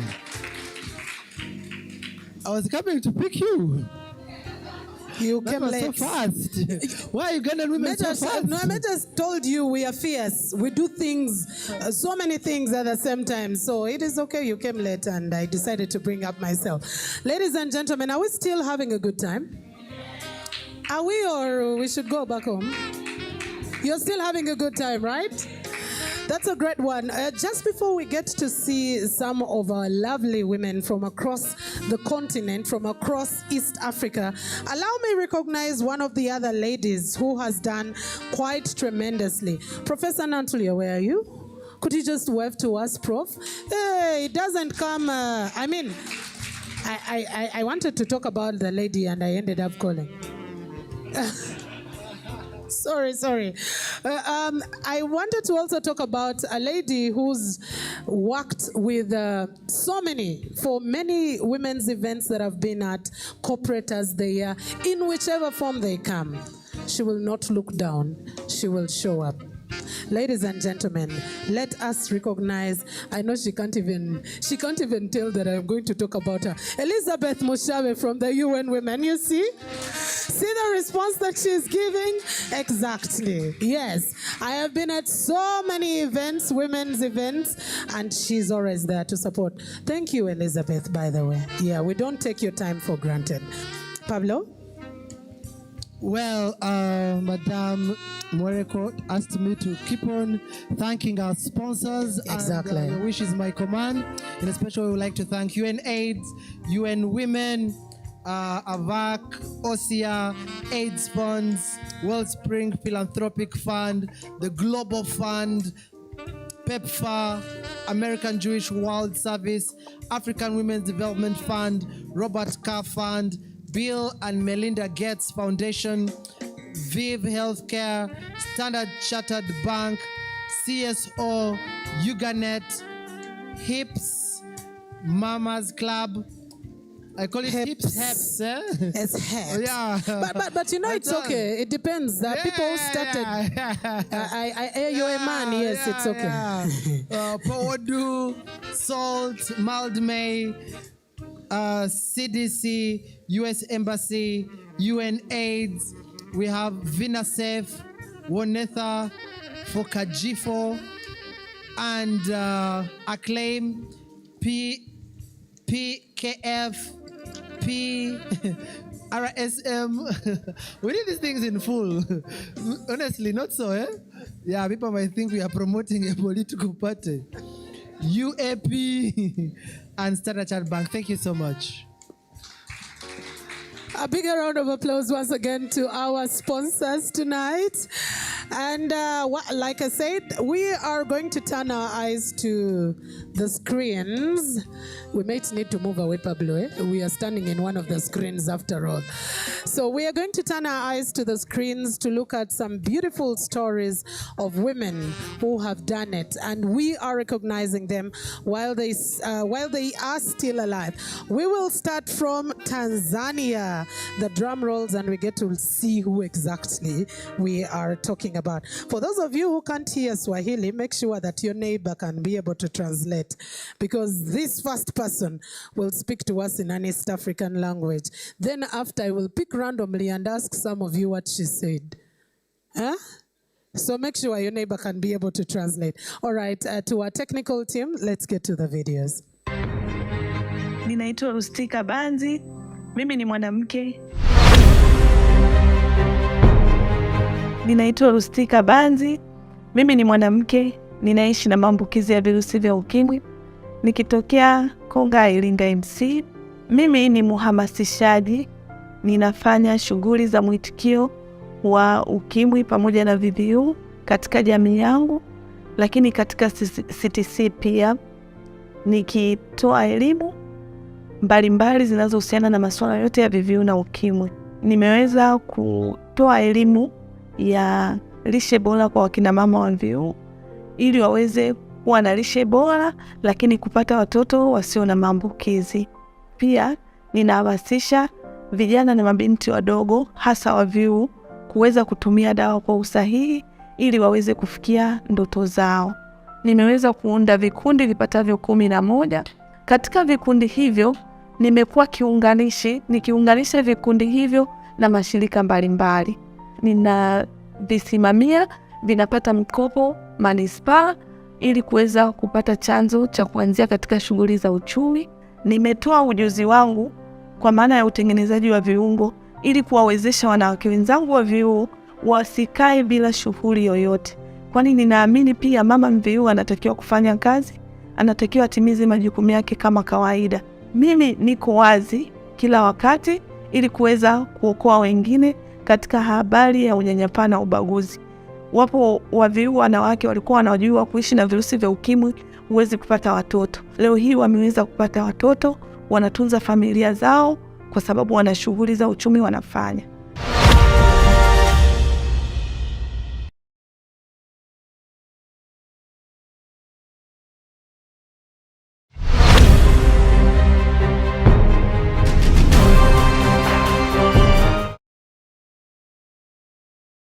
Leadership and unwavering commitment to the well-being of persons living with HIV. And from her early days, she was a student leader, by the way, at Makerere University. She demonstrated resilience and compassion in the face of adversity. Remember what Lillian was speaking about earlier on? That people look down on you and they can't believe what you're saying, or they do not want to trust you. That is what Millie Katana has done. And by the way, during COVID-19, we all know how much COVID-19 affected us. And when we talk about persons living with HIV, the lockdown itself and how people kept missing on their medication, that was very terrible.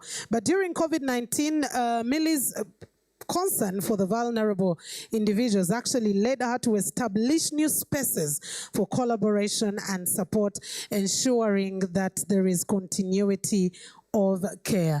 Let's give a round of applause to that precious lady. Millie, are you in the house? Millie?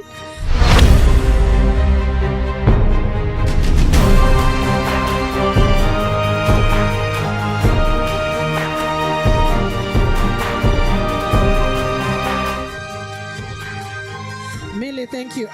Pablo, someone needs you to make that alarm you normally make. Oh, the ululation. That one, yeah. All right, maybe just for the record, we have nothing against you, Millie. It's the technical sound that successfully failed. Yes, it's a sound. So it's the others would have loved to play your video, but the sound was corrupted. And our apologies on behalf of the tech team. But we love you more than the word itself. But we have one from Burundi. Yes. And DJ, we didn't sabotage you as well, our technical team. It also has a technical problem.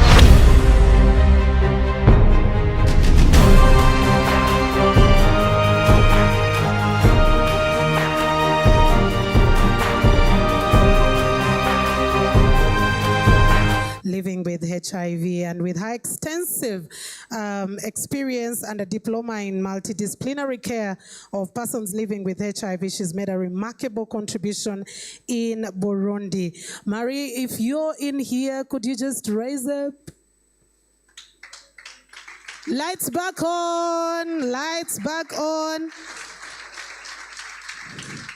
Actually, in part of the work that she does fight for the rights of persons living with HIV, like I did clearly say, but she also actively promotes early diagnosis and care seeking, particularly in the workplace. Sometimes we have a bit of denial, especially for the young children, for the youth, for the adolescents. There's a bit of denial, and we need a lot of care and support, not only from the home, but also from our workspaces. I know so many people who are not ready to declare, even when they can be helped, because of earlier on the stigma. In some places it is there, you understand, but we get to live with such people. All they need is education. So Marie, thank you so much for the work that you're doing, and all we can say is may God bless you, because we can't thank you enough. Pablo, back to you. There we go. Thank you so much, Mildred Tuhaise. Earlier on, ladies and gentlemen, I'd mentioned that the PEPFAR country coordinator, Mary Bogman, is not only here in her capacity as the country coordinator, but she's also here representing the U.S. Ambassador, Her Excellency Natalie Brown. So ladies and gentlemen, welcome with me Mary Bogman to speak on her behalf and also on behalf of the U.S. Ambassador, Her Excellency Natalie Brown. I would have loved to ask Mary if she would want us to play some Ugandan music for her, but I'll let her be. I'll let her be. Let's give Mary a bigger round of applause. Gentlemen, let me make this announcement. There is food. Is that energizing enough? Okay, I'm kidding. I'll speak quickly then. Good evening, everyone. UNAIDS Regional Director, Uganda AIDS Commission representatives, technical representatives from the Ministry of Health, Gender, and other line ministries, UN Women and the UN Family, development partners, religious and cultural leaders, civil society, and other key stakeholders, all protocols observed. Good evening, friends. I'm thrilled to join the fighting, intelligent, empowered, resilient, courageous, and excellent women here tonight.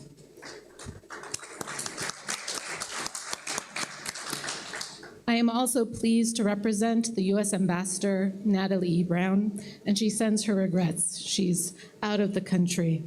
But I'm honored to be here for the 2023-2024 Fierce Regional Award Ceremony.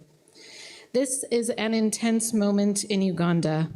As Lillian said, recent legal developments have the potential to affect us all, especially our efforts to enhance the contribution of women and girls and their networks in the HIV response within the region. Key moments require strong leadership, and we are dedicated to celebrate the inspiring leaders here today and the winners of the Fierce Awards for the East Africa region.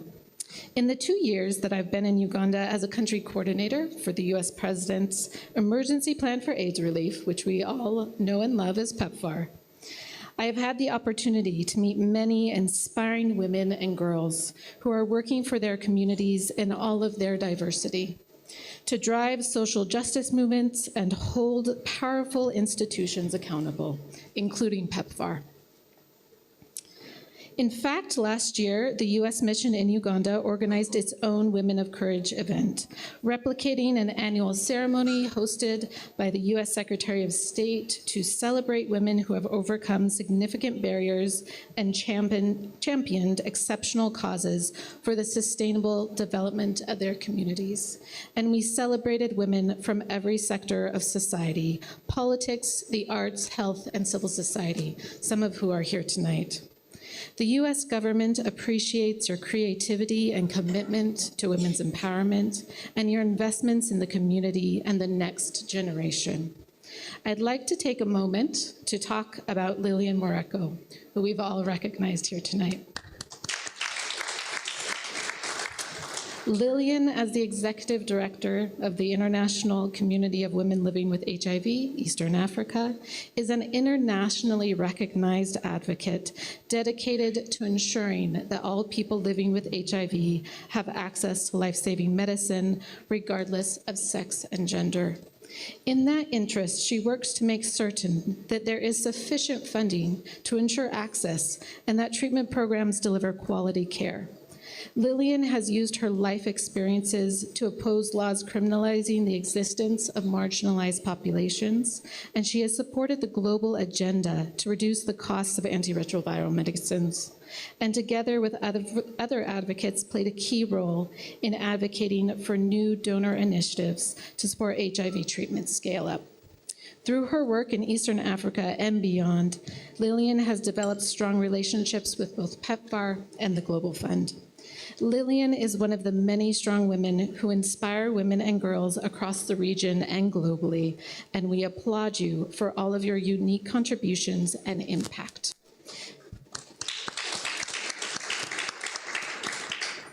These women have demonstrated their strength not only through their leadership, tenacity, intelligence, and drive, but also by mentoring others in the face of significant obstacles. Thanks goes to ICWEA for enabling that cross-generational mentoring through the FIERCE model that is so essential, allowing us to remember as well as celebrate women living with HIV. The award winners here tonight have made a tremendous impact on the lives of other women and girls, and have partnered with colleagues from another generation to learn and grow in unison. This is a great example of a community-led approach that moves us closer to our goal of ending AIDS as a public health threat by 2030. Women and adolescent girls remain at the core of the HIV response. HIV prevalence among adolescent girls and young women aged 15 to 24 is more than double that of boys the same age. Even more concerning is the fact that rates of new infections remain 3 times higher among adolescent girls and young women than among boys and young men. Girls and women are at increased risk of HIV infection, both due to their biology as well as complex social dynamics. The U.S. government recognizes that a healthy population is the foundation for a country's social and economic development. Therefore, every year we invest over $500 million in Uganda's health sector, the bulk of which goes to supporting HIV programs through PEPFAR and activities to support HIV programs, with a focus on prevention, care, and treatment, as well as health system strengthening. We must continue to improve access to services, particularly the services that make living full and healthy lives possible. To live a healthy life, women and young people must have access to HIV prevention and testing to know their status, as well as access to appropriate treatment to suppress their HIV viral load. This is a simple formula that we are all familiar with, but we often don't realize how difficult accessing services can be for women and young people with unfriendly laws, policies, stigma, and discrimination. The U.S. government has been actively engaged as a partner to walk alongside the Ugandan people to address such hindrances and supports efforts to strengthen the capacity of women, including adolescents and young people living with HIV in leadership and advocacy. It is essential for all partners implementing HIV and other health programs to proactively and sustainably collaborate with organizations led by women and young people in the decision-making process at all levels. I think it's a great bet to make. I don't think it's a risk. This will enable continued innovation. Thank you for inviting me to be with you today. I am proud to be here tonight, and I'm proud that the U.S. government has actively partnered with Uganda for the past 60 years to bring a brighter future for all Ugandans. I challenge all of us present at the 2023-2024 Regional Fierce Awards ceremony and the organizations we represent to break down barriers between researchers, development partners, and people in the field. Let's continue to innovate ways to reach and empower girls and young women. Together, we can recognize women's contributions and inspire more young women leaders. Thank you.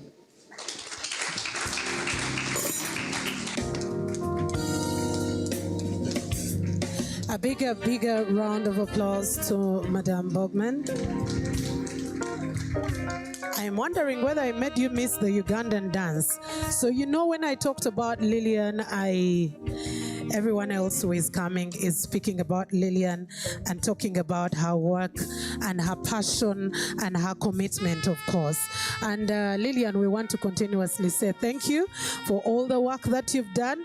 And as a Christian, I always say, may God bless you, because I think he has better.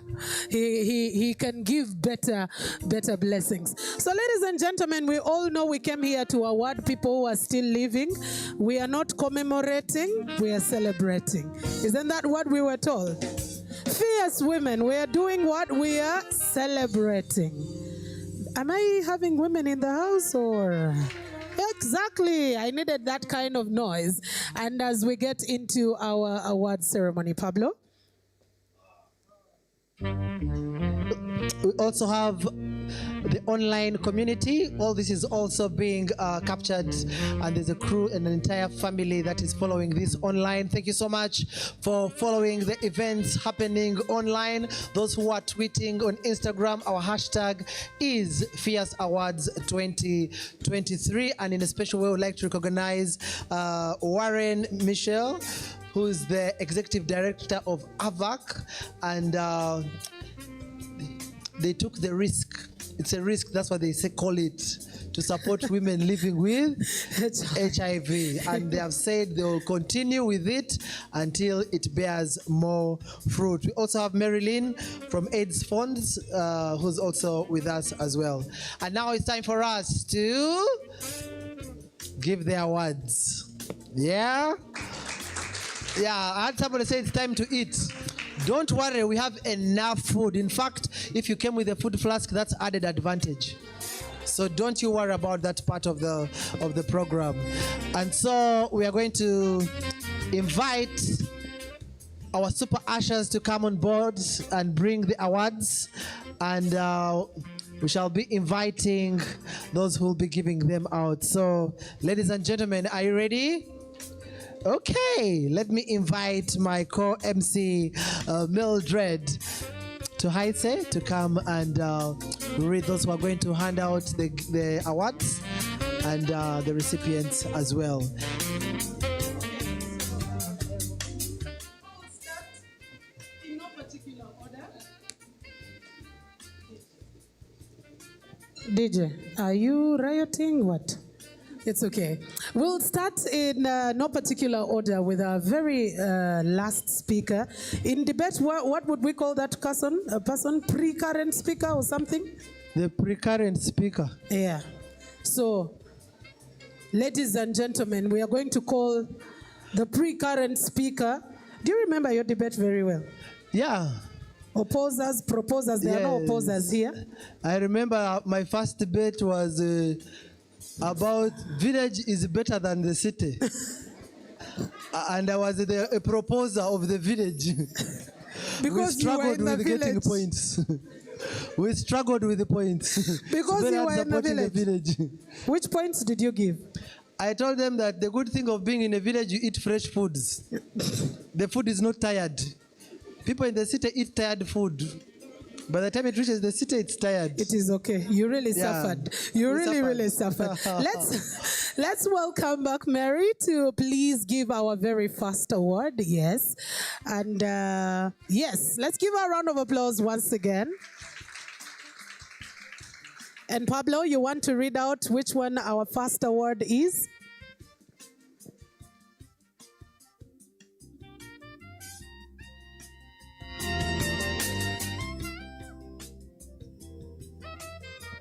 Okay. A very, very fast award is going to an exceptional lady. Do you want to guess who that is? Millie Katana. Let us welcome Millie Katana. Bana, DJ, we want some music so that our Ds can be able to come. All right, Billy, first hold it. We want them to play for you a song. Yeah. You see the energy she still has. They are playing for you soft. Okay, ladies and gentlemen, let's welcome. It is okay. Millie. You come up. Mary.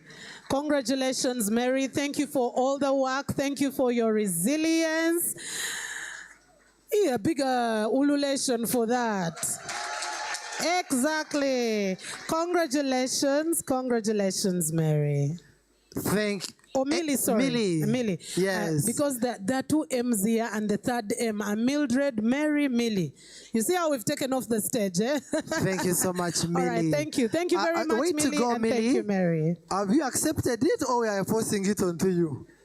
Please, yes, say something, Millie. Yes. Yeah, it's okay. It's okay.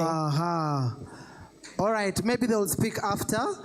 No, she's going to speak right now. She's Right going now? to speak. Okay, She yeah. wants her specs. Please, she's a winner. Huh? There we go. Let's put our hands together for Millie.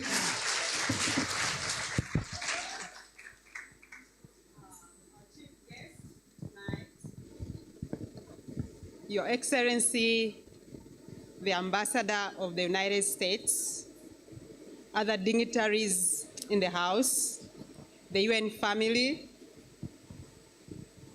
the representatives of the government of the Republic of Uganda, Your Excellency, the High Commissioner for Kenya in Uganda, Madame la Présidente du ICWEA avec les délégations du Burundi et Rwanda,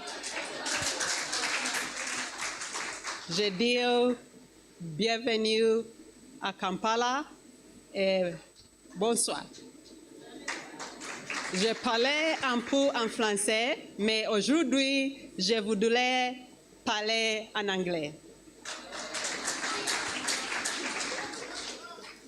To our friends from Tanzania, shikamoo. Our friends from Kenya, jambo. My friends and sisters and brothers from Uganda, I say we are very honored to be here this evening. It's with a great sense of humility that I accept the Fierce Award tonight.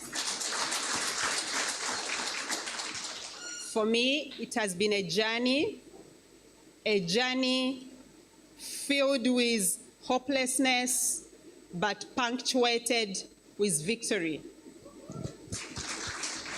And I commit this award to my sister, Mole Mulaza.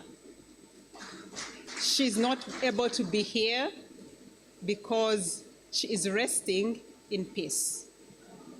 Some of us know Mole Mulaza from Kalangala.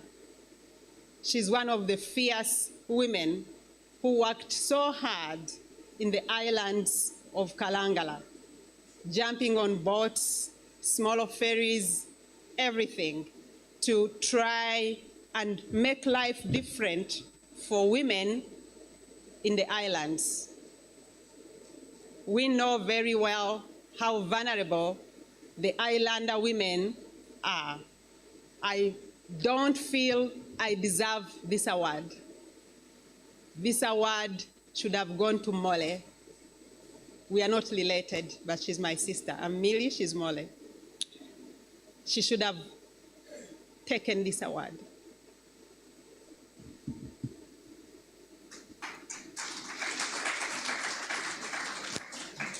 But we should not take the victory that we are enjoying today lightly. We can only continue achieving and celebrating this victory if we do the right things. I would like to thank ICW East Africa. You've gotten me from my retirement. And I would like to use this award to focus on two things: economic independence for women and girls, and sustainable access to health care. I totally believe without those two, our victory will be washed away, just like drain water.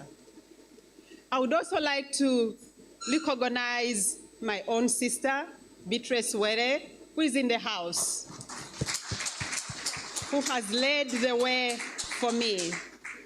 When we were in Makerere, in Mary Stewart Hall, she encouraged me to be a student leader.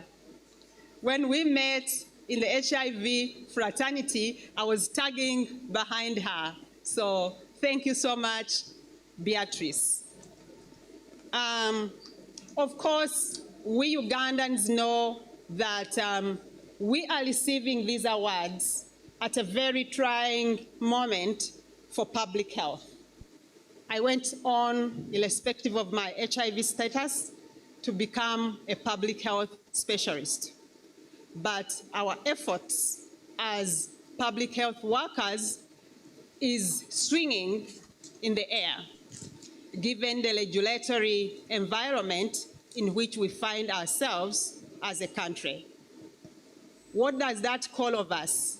We need to work even harder to reach out to our sisters and our brothers who have a different sexual orientation from what is considered to be acceptable to the majority of the rest of the community.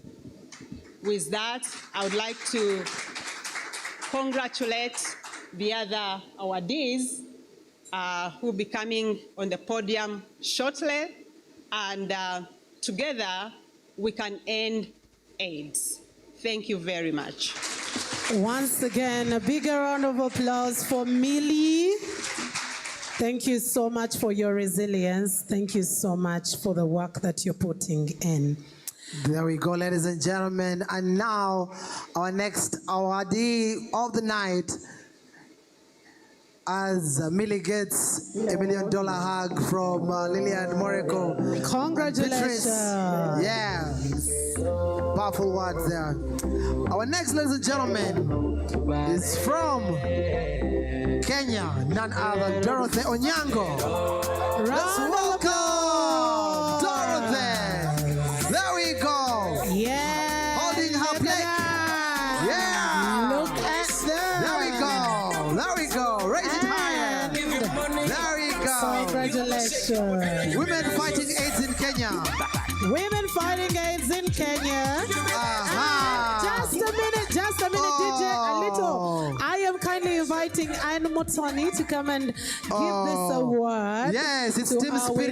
They want to hold it. Please, let's give a round of applause to Anne to come and join us and they're inviting as we give this award. They're called Anne Mutoni. Yeah. I'll tell you. Another round of applause for Dorothy Onyango. Yes. Congratulations. As you can see, the entire team is here. Women fighting AIDS in Kenya. That is beautiful. Thanks Beyond so HIV and AIDS is their catchphrase. Yeah. Oh, wow. Congratulations. Happiness is I love what I'm witnessing here. Let's just get the award. Okay. Yes. Wow. Please, let's be happy for her. The can now hand over pause for the cameras. I'll tell you. Together we shall fight HIV and AIDS. That is it. Thank you so much, Wofa. And we will let our winner speak to us just a bit about this award. Please, lady in red, take the mic. Thank you very much. Distinguished guests, ladies and gentlemen, the guests of honor tonight, the UNAIDS representative,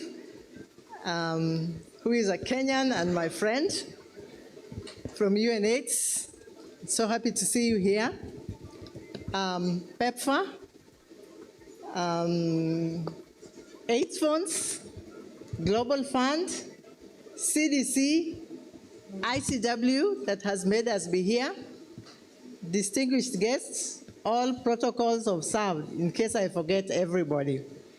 I'm so humbled to be here today to accept the FIAS Award, and I feel connected again to ICW. For those who do not know, I'm one of the founder members of ICW Global.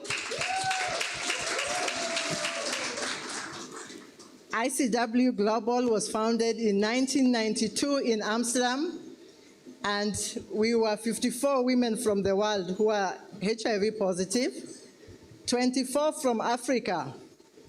Out of the 24 from Africa, we are only 3 surviving. This is because there was no medication.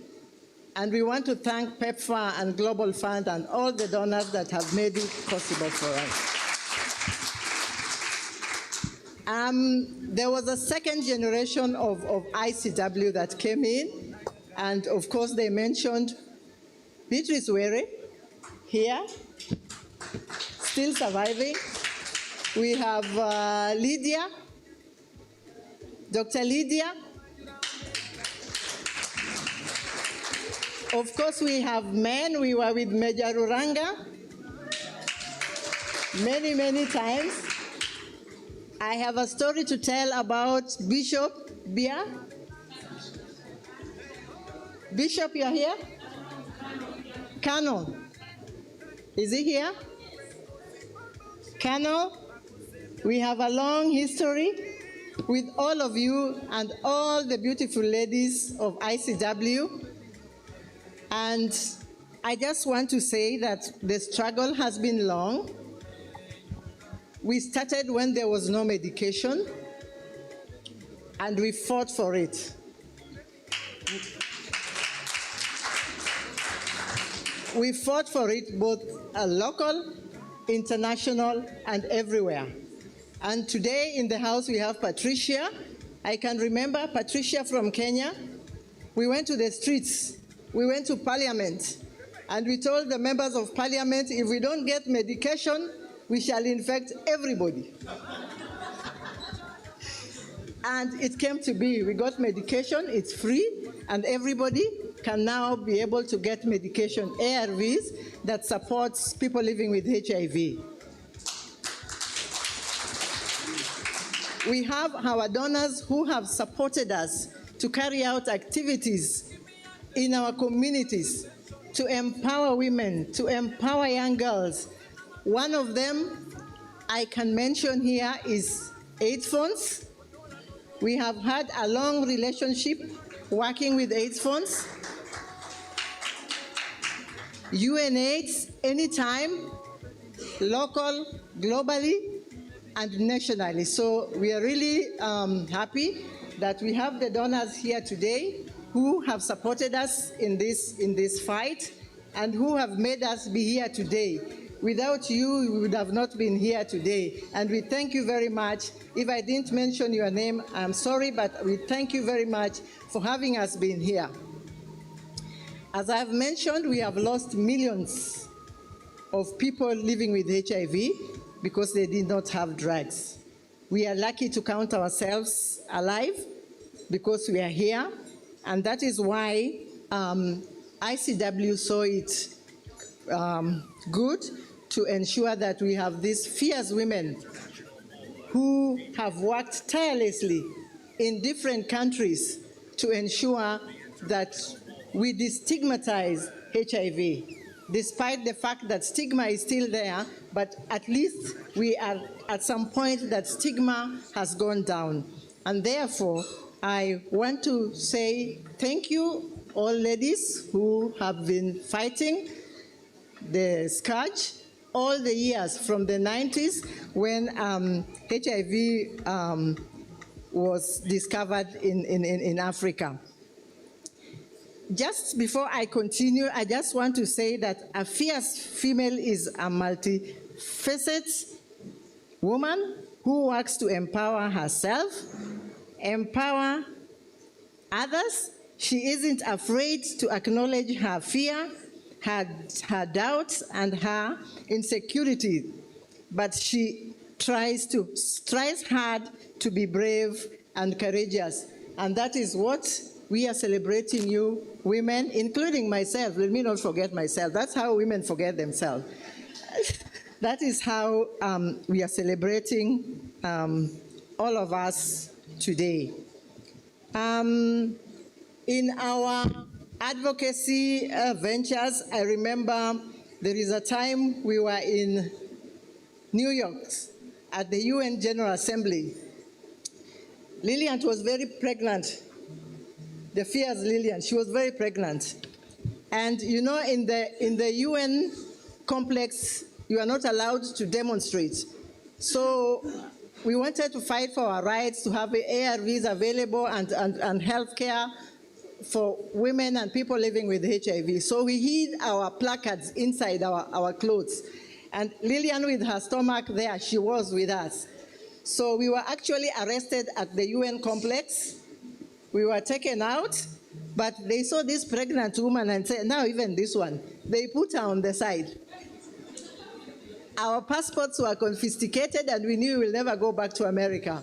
Luckily, Kofi Annan was there, and one of our ladies from the UK, Kate Thompson, intervened and contacted Kofi Annan, and that is how we were released. But we were not allowed to go back because probably we had some other placards behind our backs. So the advocacy has been immense. And for young people who are coming in today, it is easier for them because we gave HIV a human face. And now they can have the platform to continue with the work, continue with the advocacy, continue with the leadership. And we are so happy that that information is there for our young people to continue, because for us then it was, our certificate was HIV positive, and that would take you anywhere as a woman living with HIV and as a person living with HIV. But later on we realized it is not about HIV. We have people who have gone to school, we have lecturers, we have engineers, we have everybody amongst these women and among other women who are living with HIV. And that is the benefit that we have now for young people who we are trying to empower, who we are trying to put into leadership to come up and support this world on ensuring that HIV is no longer a national calamity for all of us. So for me, I would say we have made gains. We are confident that come 2030, we'll be able to have reduced HIV. It will be another story, but of course there are many challenges that come with it because stigma is still real, and especially in rural areas, we still have pockets of stigma that hinders our people to go to the facilities to get their medication or when they want to get support for HIV. Otherwise, I am so thankful for us, ICW and the team for putting this together, and we look forward to continue working with all of you, the donors, and everybody who have supported us in this movement. Asanteni sana, and God bless you. Now the round of applause for Dorothy Onyango. Yeah. The excitement is immeasurable.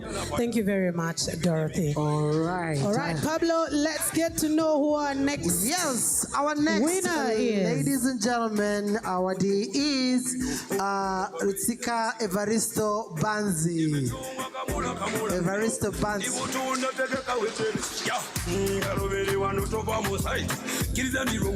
Our next awardee is Rutsika Evaristo Banzi. A round of applause for Banzi here. And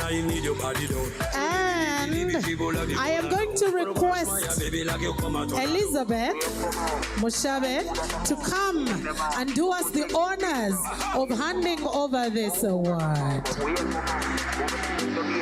Okay, Elizabeth from the UN Women is doing us the honors to come and hand over this award. Well, for those who don't understand the lyrics to the song, it says it's ending today. HIV ends today. Chikwarero.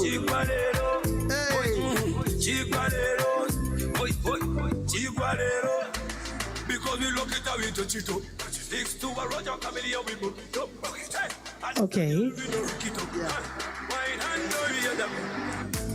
I want to tell you what's written here.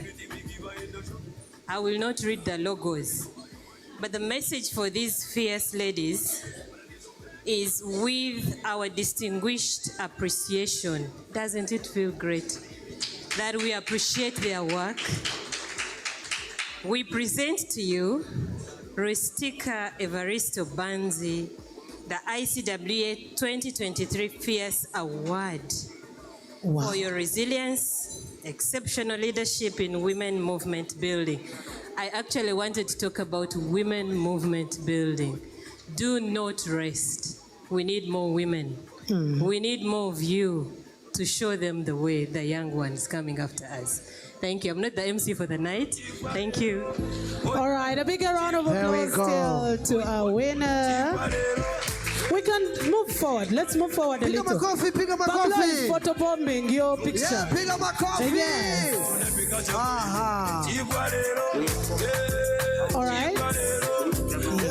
Let's give Banzi 2 minutes. 2 minutes to just give us a high acceptance speech. Banzi, feel free to use whichever language. If we need a translator, we might be able to get one. Habari za jioni, mabibi na mabwana. Mzuri sana. Awali ya yote ninapenda kumshukuru Mwenyezi Mungu, Mungu mwingi wa rehema na upendo, aliyetuwezesha sisi sote kuwa wazima na kufika mahali hapa.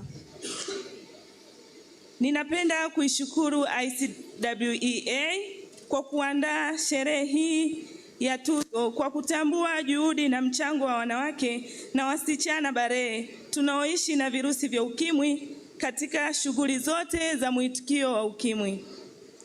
Kwa namna ya pekee pia ninapenda kuishukuru DWWT na wanawake wote wa VIU nchini Tanzania kwa kunitambua na kunipa heshima ya kuweza kuwawakilisha hapa Uganda.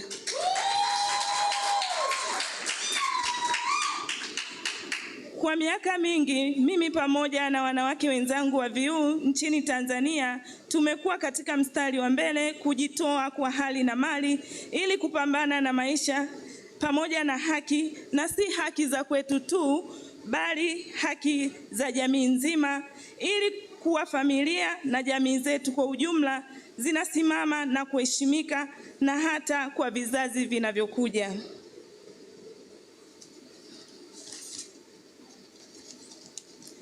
Binafsi nimekuwa mstari wa mbele kuhakikisha kuwa wanawake wote Tanzania wanatambua na kushiriki harakati nzima za kuandaa na kutekeleza mikakati na sera ya taifa ya kudhibiti ukimwi kwa kila ngazi na namna mbalimbali.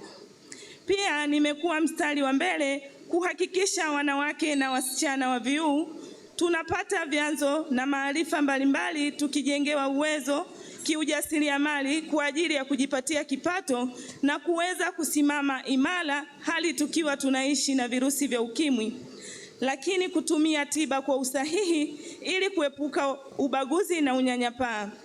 Ninawasihi na kuwaomba ICWEA pamoja na wadau wengine kuziangalia shughuli zote zaidi na zaidi za wanawake wanaoishi na virusi vya ukimwi Tanzania, kuwawezesha kwa namna mbalimbali, kwani ninaamini ukimgusa mwanamke na kumwezesha umegusa jamii nzima.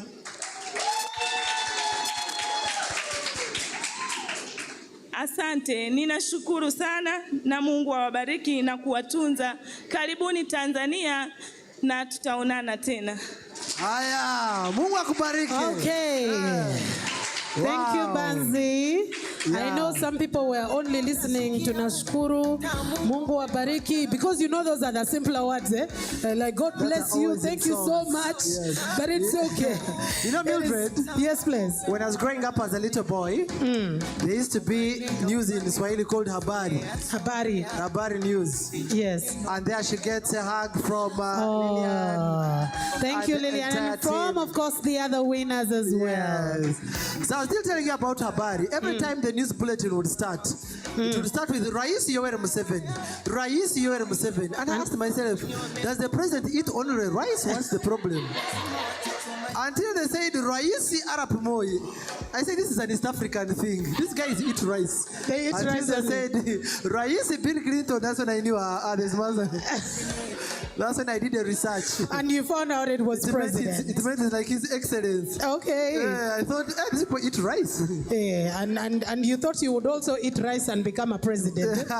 Sorry about that. Let's get to know who our next winner is. We continue with our Ds. Our next is none other than Nsabimana Marie Second. Let's welcome Nsabimana Marie. Bigger round of applause to Maria. She comes out. Hey, Marie, stop dancing. Let's welcome Marie. Here we go. Bigger winner.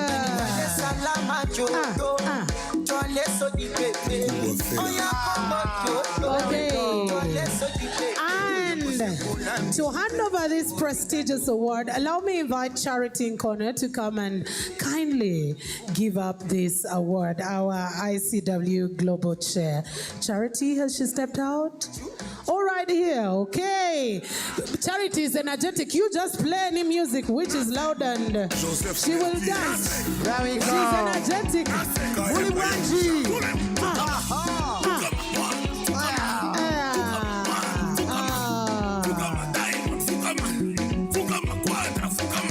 Papa no be my year. Papa no be my year. Papa no be my year. There we go. And congratulations, Marie. Charity, you can step forward. You can step forward. Yes. There we go. Congratulations. Adolphe Mutebachi la Mouina. Abangazuma. Joseph Boussana. Alabangazuma. Zodoa. Angeline Marare. Dar es Salaam Ngazuma. Akosha. Diamond Ngazuma. Kinshasa Ngazuma. Kayamusha. Right there. Feel free to speak to us and accept your award. We are multilingual. We will understand the words we've understood.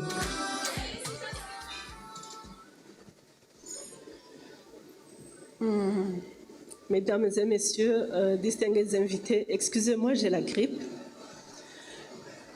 Mais c'est un honneur pour we moi. had a gentleman earlier on. Just a minute. We had someone interpreting. This one you will not understand. I know. For those who don't, you will not understand at all. So let's just have just a minute. Is there someone, a volunteer, who come to translate for me? Yes, please. yes, right here, right if here. There is someone. Yes, I was inviting for him. me. Some of you are going to get lost entirely. Here, please.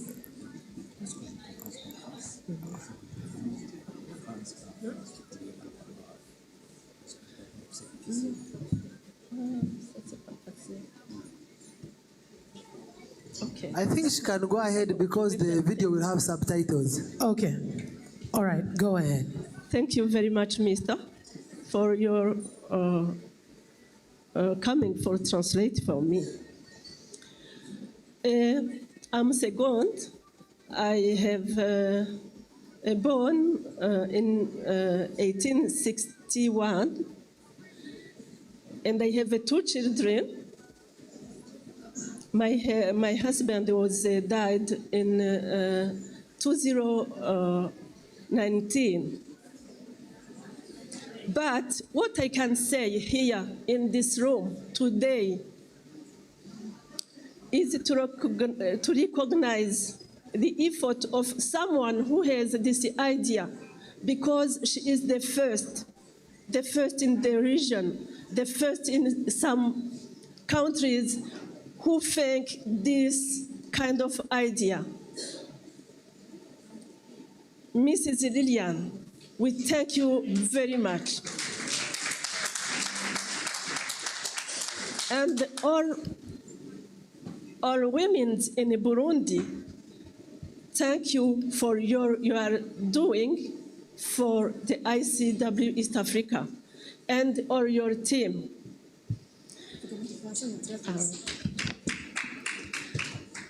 Merci Madame Espérance. C'est ma sœur, vous savez, les Rwandais, les Burundais, on a la même langue, même si je parle en Kirundi, elle va traduire, elle va me comprendre. Thank you, Sister Esperance. She's my sister from Rwanda. You know, even if I speak in Kirundi, she will translate. Tout commence chez moi avec le travail que je faisais dans les hôpitaux. Everything started in my work while I was working in the hospital. Où beaucoup de personnes mouraient avec le VIH/SIDA. Where many died from HIV. C'était en 88, vous savez que c'était les années noires, les années où on n'avait aucun espoir. It was in 1988 when it was dark, many people died. C'est pourquoi alors je me suis engagée. That's why I was engaged. De me battre, d'abord pour ma famille. To fight first of all for my family. Parce que j'avais de petits enfants, j'avais un tout petit bébé. Because I have small children, I had a baby. Et c'est là où a commencé le combat avec même les médecins. Des fois, j'avais des accrochages avec les médecins de ces hôpitaux parce que je leur disais non, parce qu'ils n'annonçaient pas les résultats des patients.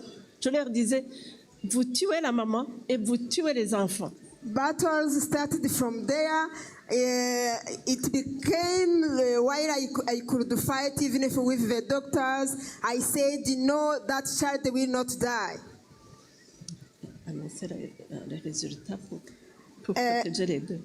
I asked the doctors to give results so that people, many patients could be protected from dying.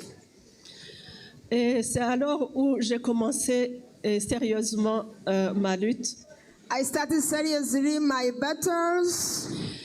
Et comme vous le savez, j'ai travaillé aussi dans les prisons. As you know it, I was also working in jails. Et là-bas, vous savez ce qui se passe. And you know what is happening there? Et comment les personnes sont. How the persons in jail are. Et les personnes qui vivent avec le VIH et qui sont détenues. Persons with HIV who are in jail. And with HIV. And who live with HIV. Après, donc, j'ai même organisé, je les ai organisés pour faire une association. Et j'ai fait le plaidoyer pour qu'il y ait une prise en charge pour ces détenus. After I tried to organize them and put them in an organization, I started to advocate for them. Après, j'ai même plaidé pour que les personnes qui sont détenues reçoivent puissent sortir de la prison parce qu'il y avait des personnes qui étaient dans un mauvais état. Et vous savez que la prison, c'est un endroit où vraiment le bien-être, c'est nul. I made advocacy so that the persons in jail could be taken care and also could be get out of the jail so that they could be outside and be cared healthily. Et le président Domitien, le président du Burundi a honoré ça. Il a autorisé que les prisonniers séropositifs ne soient pas gardés dans les prisons, même les personnes qui avaient vraiment une longue peine.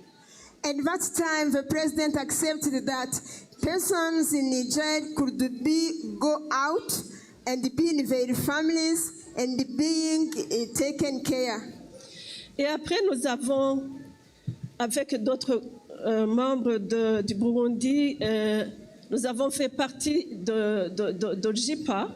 JIPA, which is Greater Involvement of People Living or Affected by HIV. Et alors, j'ai été là pour que nous puissions mettre en place des politiques sur le lieu du travail. With other persons coming from the movement called JIPA, we have been organized and set up policies for defending and advocating persons with HIV. Et vous savez aussi que le lieu du travail, on perdait beaucoup d'intellectuels, beaucoup de personnes qui étaient vraiment qui avaient des fonctions, vous le savez, je n'y reviens pas, mais c'était pour que ces personnes-là puissent être sauvées.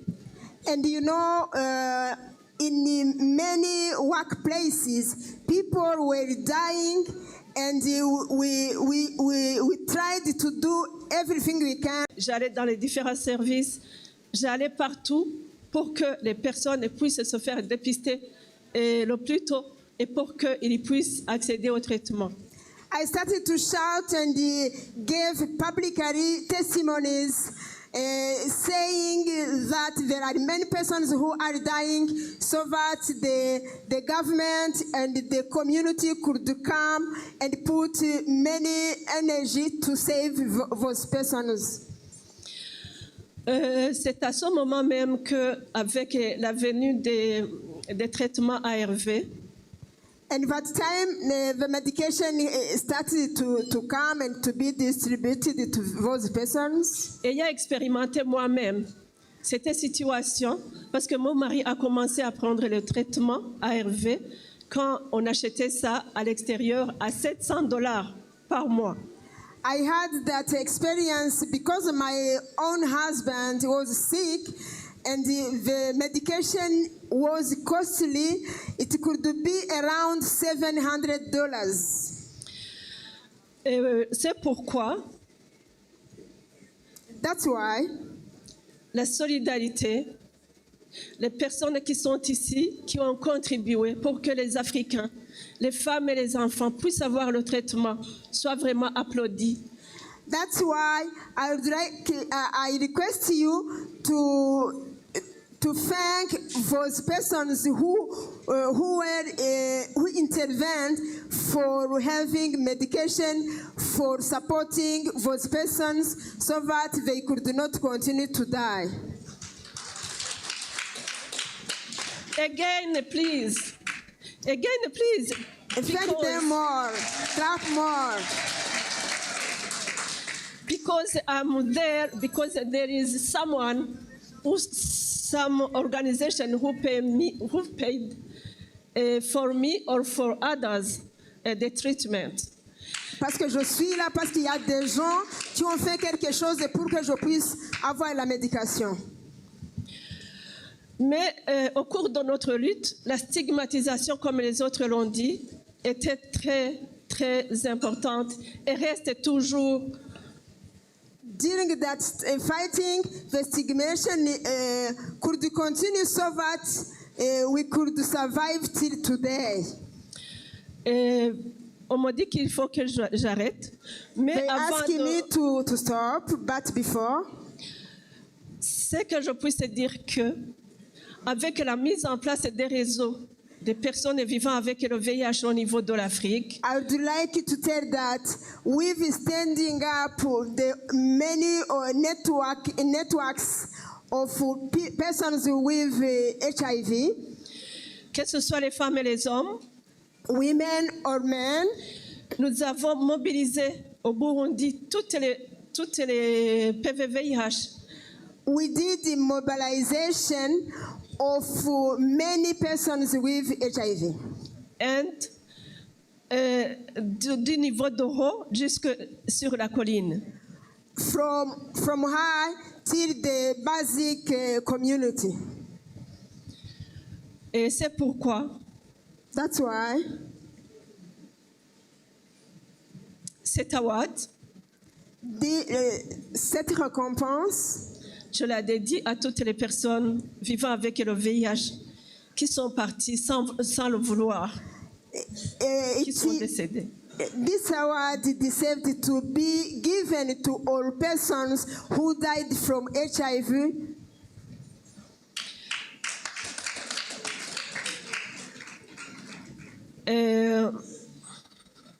Je remercie encore une fois toutes les personnes qui ont organisé cette activité. Merci et je vous remercie encore une fois. My gratitude to all persons who organized this, who prepared this celebration so that we could be together to celebrate that we are alive. Thank you. Thank you and congratulations once again. And we have the last, but in no means the least, our final awardee, our final winner for tonight. And Is Pablo. none other than Kuradusenge Peragi. Kuradusenge. Let's welcome Kuradusenge.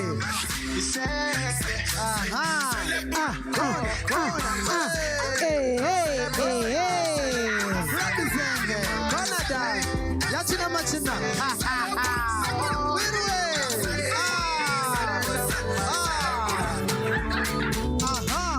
All right.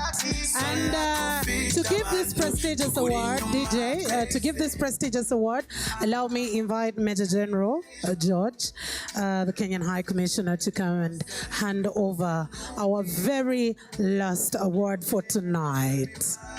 There you go. There we go. Congratulations. Please hand over the award.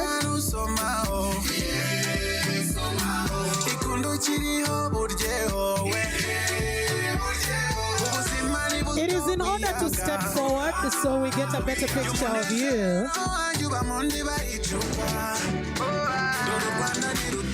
Congratulations, congratulations.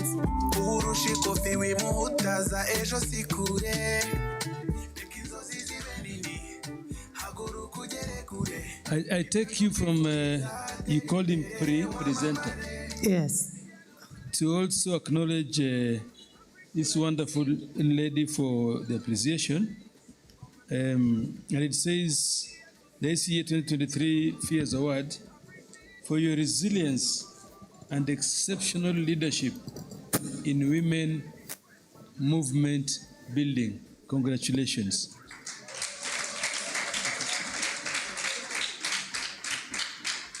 You can stand there and get a better picture without the obstruction of the podium. Yeah. Kuradusenge wakoze. Wakoze cyane.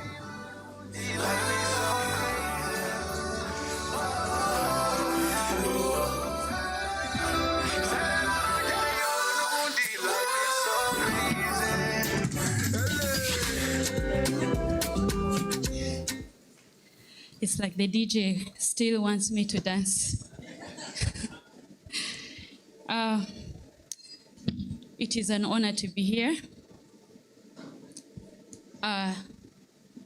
Your Excellency, the Ambassador of USA in Uganda, to our distinguished guest, the guest of honor, and ladies and gentlemen, my dear colleagues from Rwanda, greetings to you all. My name is Kuradusenge Pelagie Charlotte. come from Rwanda, a place called Western Province. At the shore of the lake, we do farming. I'm a businesswoman. Also, I'm an advocate for women and girls living with HIV and young women as well. It has been a journey. 20 years ago, I was a little girl, a single mom who had no hope for life, stopped living her dreams, think that life is ending because she's positive. No hope, no family taking care of, no one, no friend who's want to hear from her or have impact in her life or help her to achieve her dreams. But by God's grace, I came to a point when I came among the women of Living with HIV, ICW, Rwanda chapter.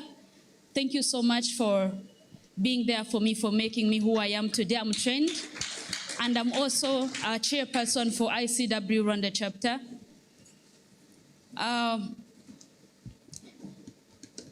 Being a younger lady living with HIV, it is hard, especially when you're not accepting yourself, when you don't know there's a future for you. And the moment you know that you're affected, it's like you put yourself in a box where nobody can open and see what is beauty inside that box. But I thank God that I was able to come out of that box to see beyond what is out of the box. I work with a journey of younger women and girls living with HIV. Go to the special, I go to healthy centers to find out who are they and if they are accepting themselves, help them to walk through life. And also as a businesswoman, I help them to grow financially so that they will come out for themselves and stand. Because also being financially stable also makes us being not who we want to be. So I help them to do business as I'm a fish farmer, also dealing with food industry. I sell fish. What I do, I normally give them fish on credit, and they will go and sell. They will give me the money that I mentioned to give them, and then they'll make profit. The profit they will make is the money which they're going to use to feed their families and their children. And I also teach younger women and girls like me who are in that box to come out to tell the truth to their partners, either to teach them also how to have sexual intercourse, sexual health, reproductive, so that they will be live free without having any fear that they're affecting somebody or there will be no life for them. So I make sure that they are out standing for themselves and say the truth who they are. Being affected is not that they are dying, and being affected also does not mean that they cannot achieve their dreams. So I thank my country coordinator who helped me, who trained me to stand for myself. As I came out of the box, it was the great job my country coordinator and the team that I work with who helped me to stand for myself. I also thank for our ICW International East Africa, because they give us opportunity to go through trainings, which is going to help us to stand and also to mobilize other people and do advocacy across my country. So I give you special thanks, my people. I'm really grateful, and my God bless you. And thanks to our donors also who are helping me, younger girl, to stand for herself and to know that she's alive and there's a life after others. And I will make sure my dream is to know that my younger people, my sisters and my brothers, they're standing for themselves. In Rwanda now we have men who are coming behind us to help us, oh God, also to stand for others. To know that if you are HIV positive, you cannot affect another one. So we go through education of educating one another so that we can carry on and we have a life to live and we have goals to achieve. We have everything because there's nothing without us. Thank you. All right, a bigger round of applause for Charlotte and congratulations. Thank you for the work. Thank you so much for the work. Yeah. Thank you so much, Kura Dusenge. And continue winning. Oh, look at all those ladies who are coming out to receive you. That is a beautiful, beautiful one. And to all the young women and men, do not shy away, stand out and get all the much needed help. Congratulations once again to all our winners. Well, it's been all talk. It's time to We'll invite the entire awardees to come and take a photo.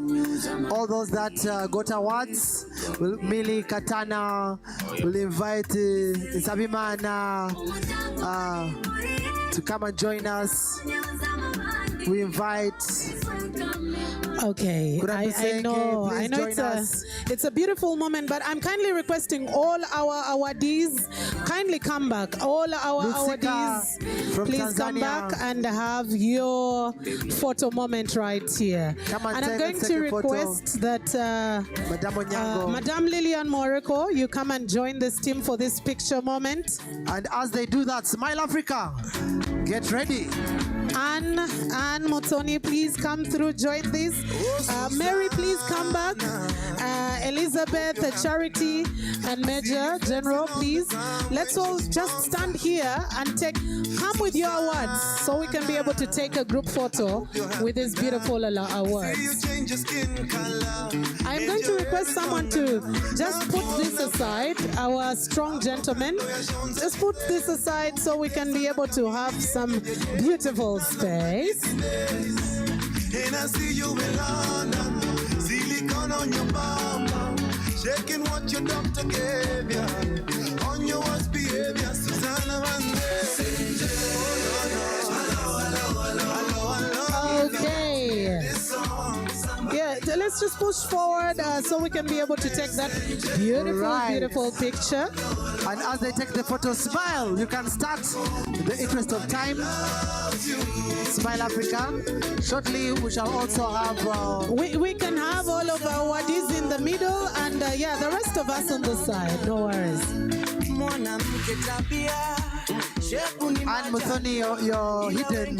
You're in the crop zone. And Muthoni, you are in the crop zone. Major General, we are going to request for you to represent the men in this picture of all the awardees. We hope they have taken those alone. Now let's also have... let's have him represent the men in the picture. City at danger. City at danger. You know me, city at danger. So never kanga, never tisa.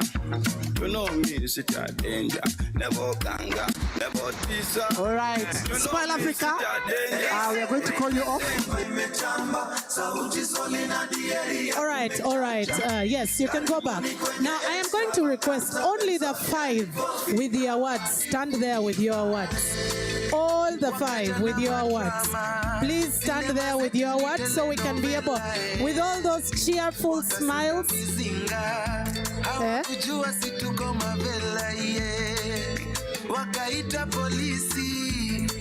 There we go. Happiness. All right. Okay, ladies and gentlemen, it's been all talk. She had something in 30 seconds to say. Thank you very much. I forgot to introduce my son. He was visiting from the United States with a wife. Kylie, Andrew, please come. Vanessa.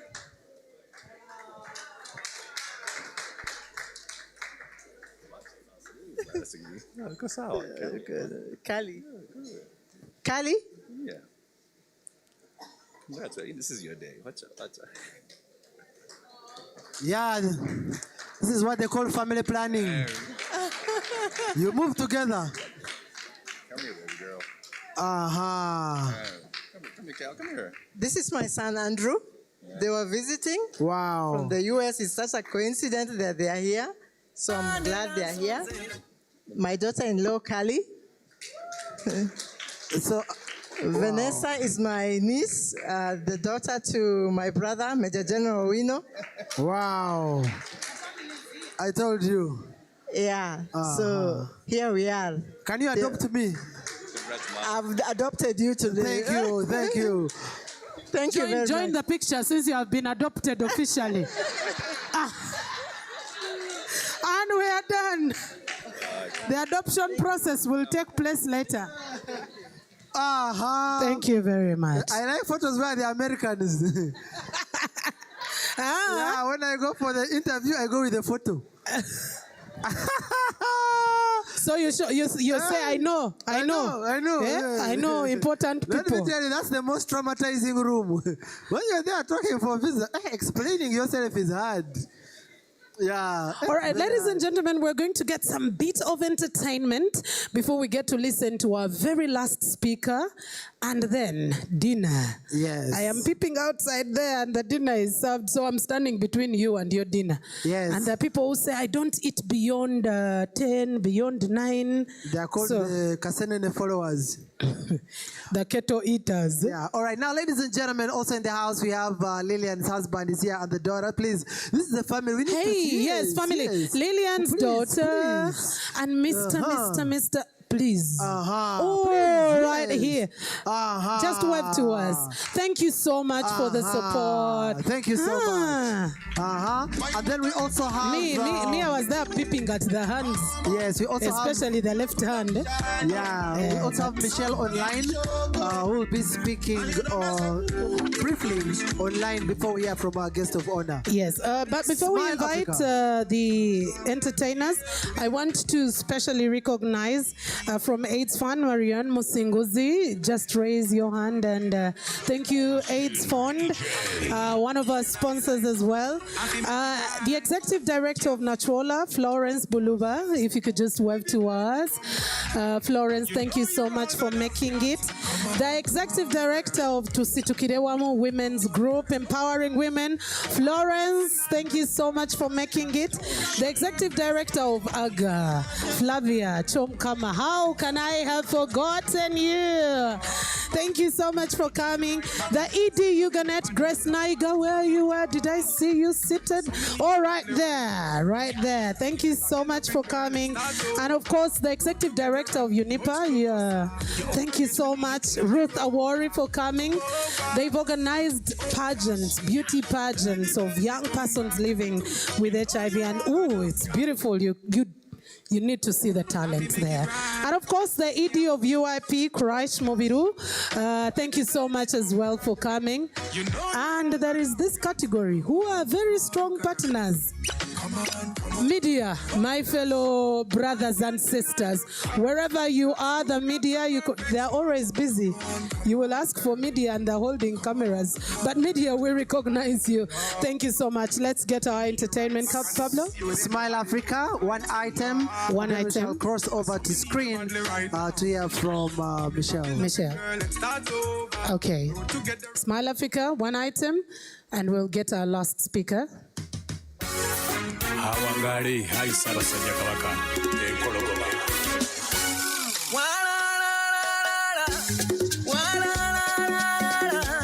ngabonzira nera nsonze ntabalira obuganda bwattu sekererwa nera nsonze ntabalira obuganda bwaffe benagamba buli omu enkumi ku bbega nera gamba obuganda waggulu jjajja amalirwa netabaza mpima nze ntabaza lutamba nawe kwata kyosobola otabalira obuganda bwaffe abalimi enkumi kubbega abasuubuza gali awamu kimanyi obubaka bwa beene iwaki tusuddewo ebyalo ne tubireko okuzika agasota negeririsanga munyiga ne mutunda atedde mubadde kyabange obugagga bwaffe buli ettaka eryo obugagga bwaffe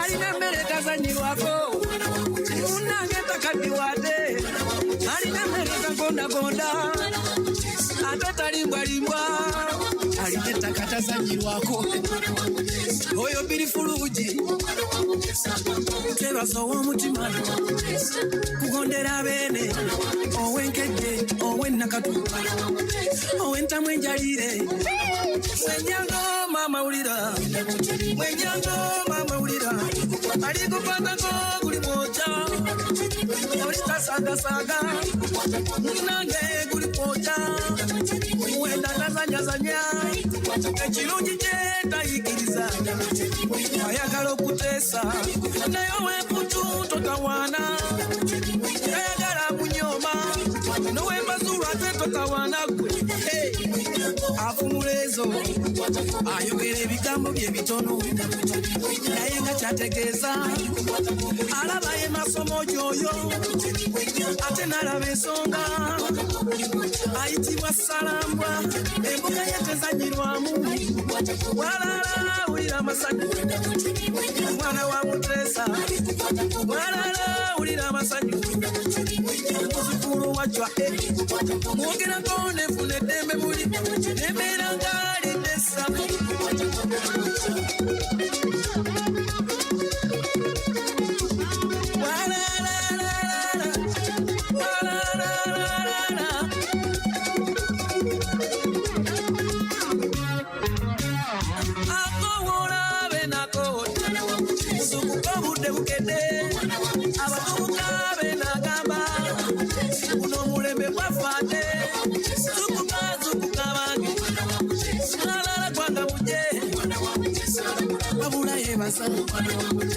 abasonze tafaali n'olukiiko olw'ettafaali mwe mukama abaddize abanywangu mwebale nnyo abatoolo mwebale abasoga mwebale namwe abakiga mwebale abanyankole mwebale nnyo ate mwe mbasimye lwa nsonga abagisu mwebale mutaddewo oluganda abateeso mwebale n'abagwe diaspora mwebale abakonjo mwebale abakakwa mwebale abalugala namwe mwebale abanyarwanda mwebale mbasibula bange ngenda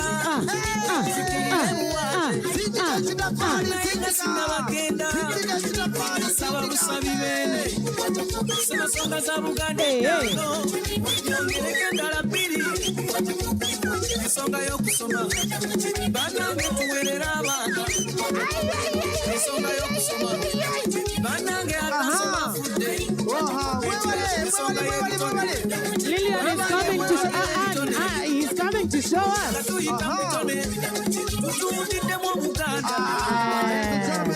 Anne is on fire. Anne is coming to show us. Come forward, come forward.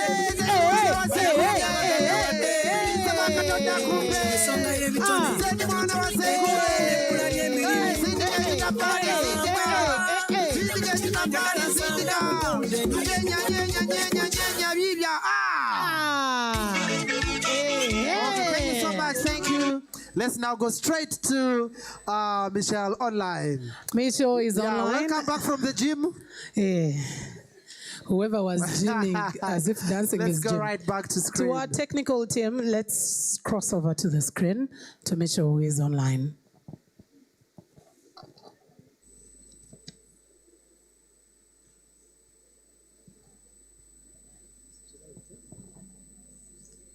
Mitchell, we are able to see you. Please speak to us.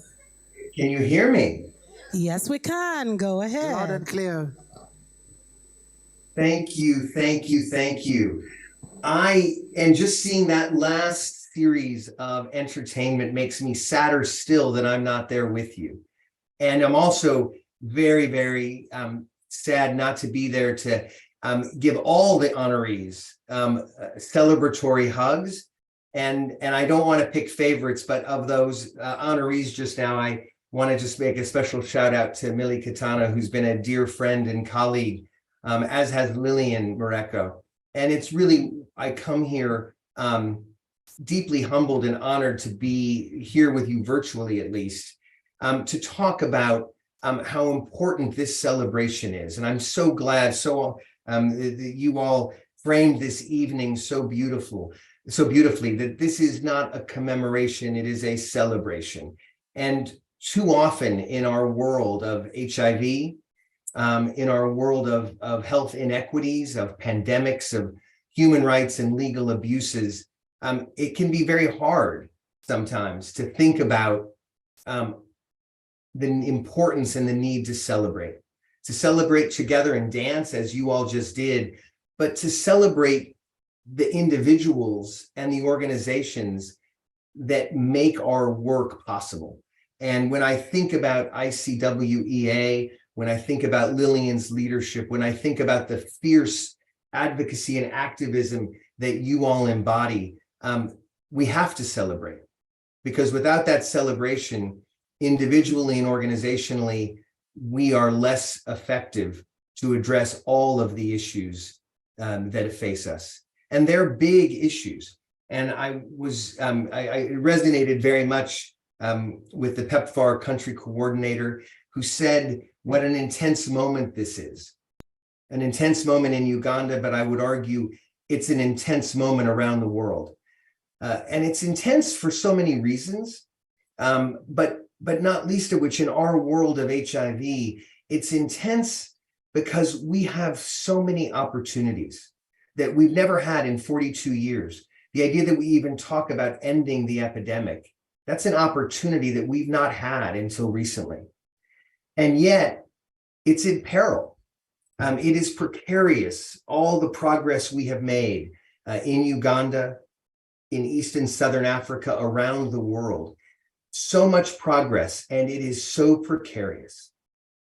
And really what you all do and what those 5 honorees represent and what ICWEA represents is really the security, the knowledge that we can navigate through these precarious moments and deliver the success that we all long for. And so I've thought a lot in preparing and thinking about tonight and celebrating all of you. What does success look like? Obviously, success looks like anyone and everyone knows their status. And if they are infected, they get access to antiretroviral treatment that will save their life. It will also, once virally suppressed, be untransmittable, U equals U. That's a powerful opportunity that we have. And success looks like everybody who knows their status and is positive has access to that antiretroviral therapy and viral suppression. And then everybody who's negative, who might be at risk, has the opportunity to access the information, the products and services that now exist to prevent infection. And again, the opportunity that we have that's unprecedented. In 42 years, we now have multiple biomedical options that can prevent infection. And yet, does every person have the opportunity to access that life-saving treatment? Does every person who needs it have access to those options that are now available biomedically? And the answer is no, because this epidemic has never been about biomedical answers alone. And we saw that with COVID. COVID vaccines don't end epidemics. Equitable access to COVID vaccines, equitable access to antiretroviral therapy, equitable access to the pivirine vaginal ring, to oral PrEP, to injectable PrEP. That's what ends epidemics, equitable access. That's what success has to look like. And we can't do that if people don't feel safe and comfortable going to facilities, no matter who they are, no matter what communities they come from, no matter who they love and how they love. Everybody needs that access. That's how we end epidemics. We know how to do it, and yet we don't do it. And that's why tonight is so important. Because as you honored fierce activists, not just the 5 awardees, but all of ICWEA and all of its partners, its funders, its collaborators, and I'm so proud that AVAC, the organization I've been privileged to lead, has had ICWEA as one of our partners from as long as I've been part of AVAC for 19 years. What does fierce activism and advocacy look like? And so I thought about it. Well, wow, ICW came up with the Fierce Awards. What does it mean to be fierce? And I'm going to guess each of us thinks about it somewhat differently, but I guess like many of us, I went to Google and I said, what is fierce? What does it actually mean? And I was so struck. I found a definition. It talked about a multifaceted person who works to empower herself or himself and empower others. So someone who is fierce, who empowers herself and empowers others. Fierce is someone who isn't afraid to acknowledge their own fear, their doubts, their insecurities, but who works so hard to be brave and courageous and support all of us in our work ahead. So Lillian, I don't mean to embarrass you, but you are the fiercest person I know. You have taught me, you have mentored me. You are a true Shiro to me. And in creating the Fierce Awards, ICWEA has recognized the need that it is never one person, it is never one organization that can do this. It is all of us together. It is all of us who bring together the ability to empower ourselves and empower others, to acknowledge our fears, our doubts, our insecurities, but to be brave and courageous and work towards a common building of community. That's what being fierce is. That's what being fierce looks like to me. And that's what this world needs now more than ever. And like many of you in the room, although you all on the dance floor looked far younger and more nimble than I, but I can't remember a time in my career where the opportunities to succeed have been closer to hand, but the forces against us have never been more real. And that's why it's so frustrating. 20 years ago, when the forces against progress were real, the opportunities weren't so great because we didn't think we could end the epidemic 20 years ago. But now we can, and now we must. And now it comes down to being fierce, to being in solidarity, to learning from each other. And I am humbled that you invited me. Why you invited an American man to tell African women to be celebrated is rather ironic, because it is African women who have taught me, many of them on the line, who have taught me what it means to be fierce, what it means to be empowered, and what it means to make change. So while I would much prefer to be with all of you on a dance floor anywhere, well, I'd much prefer to raise a glass and toast you. Let me just say that the future is bright, but we have to work with ferocity. We have to be fierce together in making sure that we don't let these opportunities slip through our hands.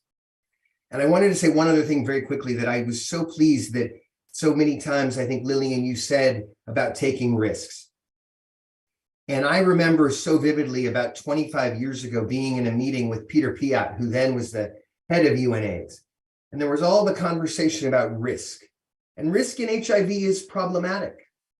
Risk is something we want to work against. We want people to overcome their risks and not become HIV infected. That's real. But Peter said, but we forget sometimes that we have to take risks if we are to succeed. And I think about that a lot, because we try to move away from risk language because people aren't risky. Their behaviors aren't risky. We're trying to help empower people. But we do have to take risks. And taking risks means stepping up and being fierce. And so I am so grateful to be with you tonight, at least virtually. I can't wait to be with you in person sometime soon, to celebrate you all and to remind us all how we empower each other, how we acknowledge our challenges, but how we work with bravery and courage to make sure that the opportunities for all of us in the room, virtually and real, and most of all for our daughters and our sons, don't pass through and the history looks back on us and say, all of you Fierce Award winners of 2023, you didn't succeed. Well, we have to succeed. So I'm going to raise a glass that unfortunately is not with wine yet, but raise a glass to all of you. Congratulations. And may we all take tonight a few more risks, remain fierce, and succeed in making sure that equity is not a word that we talk about, but something that we actually can deliver in our communities. So congratulations and thank you. Thank you so much. Another round of applause for Metro. Oh, you do have wine. I'm really jealous now. You don't have wine? Don't worry. It's a little early here still. It is well. The next time you join us, you will get as much wine as you require. Thank you. You're welcome. Thank you so much once again. And ladies and gentlemen, as we come to a close of this beautiful event, I want us to give a round of applause to each and every fierce woman who is in this audience. You heard what Mitchell said, that being fierce is not just about thinking about yourself, but also thinking about empowering others. So you empower yourself, but also get to empower others. And that's the greatest of it all. Ladies and gentlemen, as I invite our very last speaker, I want to recognize the Executive Director of Mama's Club, Lydia Mungerera, wherever you are. Mama's Club, Lydia, please. Thank you so much. She's that energetic, my dear. And of course, how on earth do we forget the first religious leader who decided to step out and said, enough with the hiding. I need to come out so I can be able to help others. Ladies and gentlemen, Reverend Canon Gideon Biamugisha with your lovely wife. Thank you so much for the courage that you stood up and decided to speak about this. But also not forgetting that when ICW is thinking about, I need to travel, you heard them talking about, we are in this country, they've traveled the entire world. Dove Tours is always here handy to make sure that comes out. Madam Rose, where are you seated? Oh yes. Oh, Madam Rose is, oh, she's right there. Thank you so much for coming through. So if you want to travel, don't hassle with the booking tickets and what, she's there. She's able to do that for us. And ladies and gentlemen, we need to bring this to a close. And I want to invite another phenomenal woman who has done it all. I am not in the best position to describe her.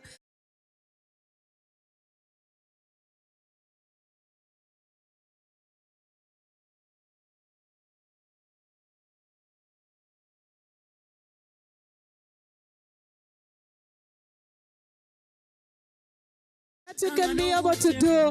Let's give it to her. This lady with dancing, eh? Hey.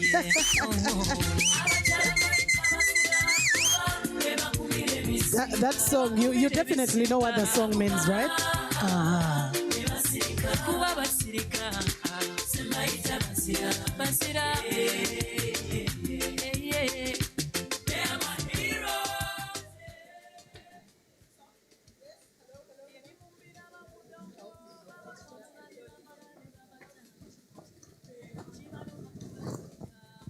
Hello. Hello. Okay, so I shout. All right. Good evening, fierce women and men who walk beside us or behind us. There is a famous song in Sierra Leone and Liberia where they say, no longer men in front, but the women at the back. No longer that. Together we will walk side by side, side by side. And because Liberians speak differently, they don't say side by side, they say sabasa, sabasa. So you can also be a comedian. Is this working? Okay. Well, good evening. I know that we have greeted everybody, and I don't know if I need to repeat all the greetings, but let me acknowledge everyone who's in the room, including my brother Mitchell Warren, whom we worked together on AIDS in 1990. Warren, shall I tell them? Mitchell, shall I tell them how long ago? It was many, many years in the early 90s that we were working together in Swaziland, Eswatini. The good news is that I left Eswatini with a man. So I am from Kenya by love, but Eswatini by love. So let me acknowledge everyone who's here. Let me just acknowledge first Lillian and the ICW team from East Africa. I was saying to Lillian, how come we don't have one in Southern Africa that's as strong as you? Since I live there, I'm going to call them out and say to them, you need to learn from your sisters. But really, Lillian and colleagues, really just to congratulate you for a really inspiring moment today. We are all very, very inspired. And you know, the big thing about Lillian is that she doesn't take no for an answer. So just this whole week, I have been in Madagascar trying to figure out what's going on in this epidemic in Madagascar, where new infections are 238%. And so I was in Madagascar, and Lillian would not take no for an answer. So I figured out how to get an aeroplane to get me here. So really, I want to thank you for your insistence. And I honestly would not have been anywhere else but this. It is such an inspiring evening. So to every one of you who have won, and those of you who didn't win today, but you're winners in your own right, because you know that the work that you do, and we know it, is exceptional. So congratulations to all of you.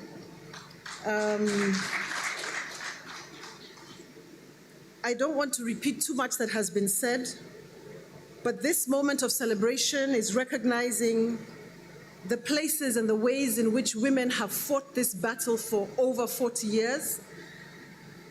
And it's really an opportunity to reflect on what we have done well and what we still need to do.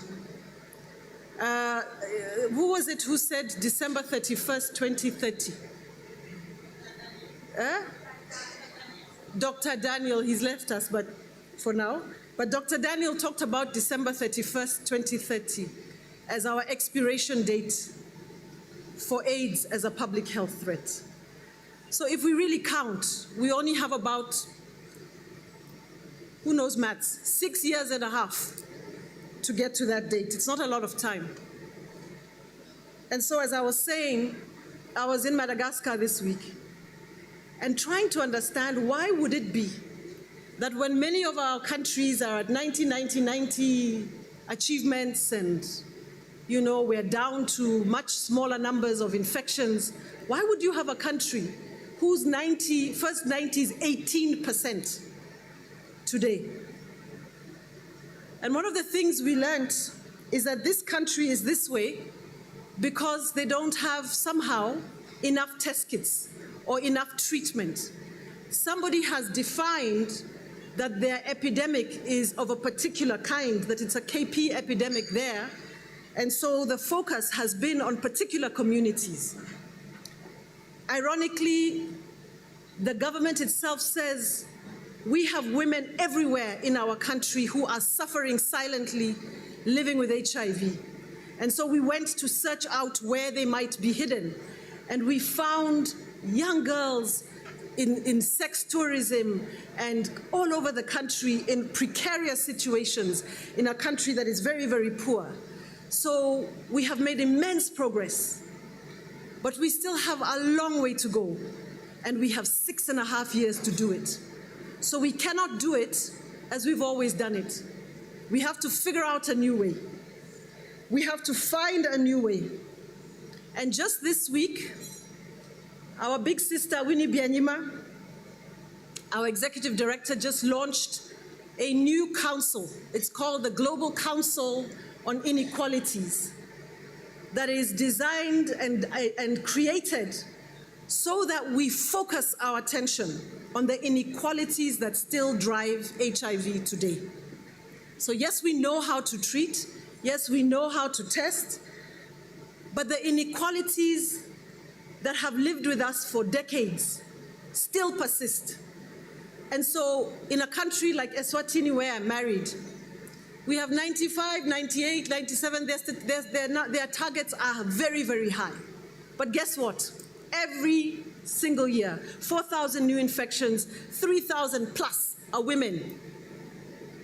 And we know that in our region, over 4,000 girls are infected every single week. So even if we know, surely something's missing, and we need to rethink it. So I want us to ask some hard questions. And some of those questions require that we wear a feminist analytical lens, a feminist lens that forces us to ask questions that might be uncomfortable, but we must ask them. I went to a clinic in Cabo Delgado, Mozambique, some months ago, because again, there were numbers there that were very concerning. And we walked in with a few doctors, and we walked into this clinic, And the medical doctor was showing me, this is an area, Cabo Delgado, where they have Al-Shabaab. It's also an area where they've had cyclones. So there's 900,000 people displaced. About over 100,000 of them are living with HIV. And so the doctor there was showing us the really sophisticated PEPFAR-funded equipment that they have and the medication and the ARVs, which was great. But you know, I'm wearing a feminist lens, right? So I go into this fancy place, but I can't miss the fact that to my right is this long, long queue of women. No, not women, of girls. 12-year-olds, 13-year-olds, 14-year-olds queuing up pregnant. And we walked right past them, because he wanted to show me the equipment. And I said to him, wait, what's this? What's going on here? And he says, oh, that's our antenatal clinic. And I said, I know, but they're babies. They're babies, many, many, many babies with babies. What's going on? And so he says, yes, we have a small problem here. And I said, okay, let's talk about this small problem, doc. And I asked him a question. I said, how many antenatal pregnancies do you get underage? So he opened a small book and he says, well, under 12, I mean, it came out of his mouth. Under 12, 7 every month. Under 16, 20 every month. And then I asked him, and how many cases of gender violence do you have? And he says, only 3. So I said, so how do you define gender violence if these are not? And he said, it's the ones who the police bring. So these girls who took themselves to the clinic at 12 and 13 pregnant are not cases of gender violence. They are antenatal patients. This is a story that we see in many of our countries.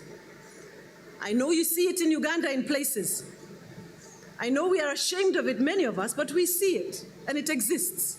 It exists because our culture, our religion, allows us, to perpetuate child marriage, to continue with standard operating procedures as if these children bearing children don't matter. But why would we have 4,000 infections amongst girls every single week? Actually, it's 4,900, so it's close to 5,000. One quick story, then I will move to my main points. I went to the Maluti Mountains of Lesotho. This is a country that is well established in its HIV response. But in the mountains that are hard to reach, we visited a school because we're working on this Education Plus initiative, which Uganda has also launched, and we wanted to see the progress. And so we visit this school, and it's a school of about 190 girls and boys, and we asked them about the impact of COVID on this school. And they share with us that, we came to school, it's been tough, but the main thing that is a problem is that 40 girls, last year, this was 2021, 40 girls were sold by their parents into child marriage because of the depth of poverty that had seized those families. We are seeing a normalization of parents selling their daughters because poverty has become so deep. And it's not that I want to give you miserable stories. I have one good story. Let me give you one good story. In South Africa, the numbers are massive. But UN Women and partners working with the churches have been able, I need water, have been able to, I have a bottle.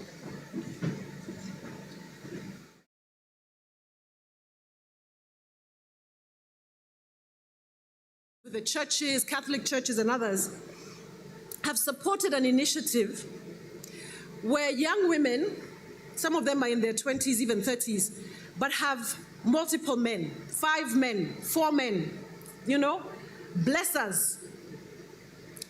And they tell us that they have these 4 or 5 men because this is survival. And so we sat with them and with the partners when I was with UN Women, and these young women said, we want to start a movement.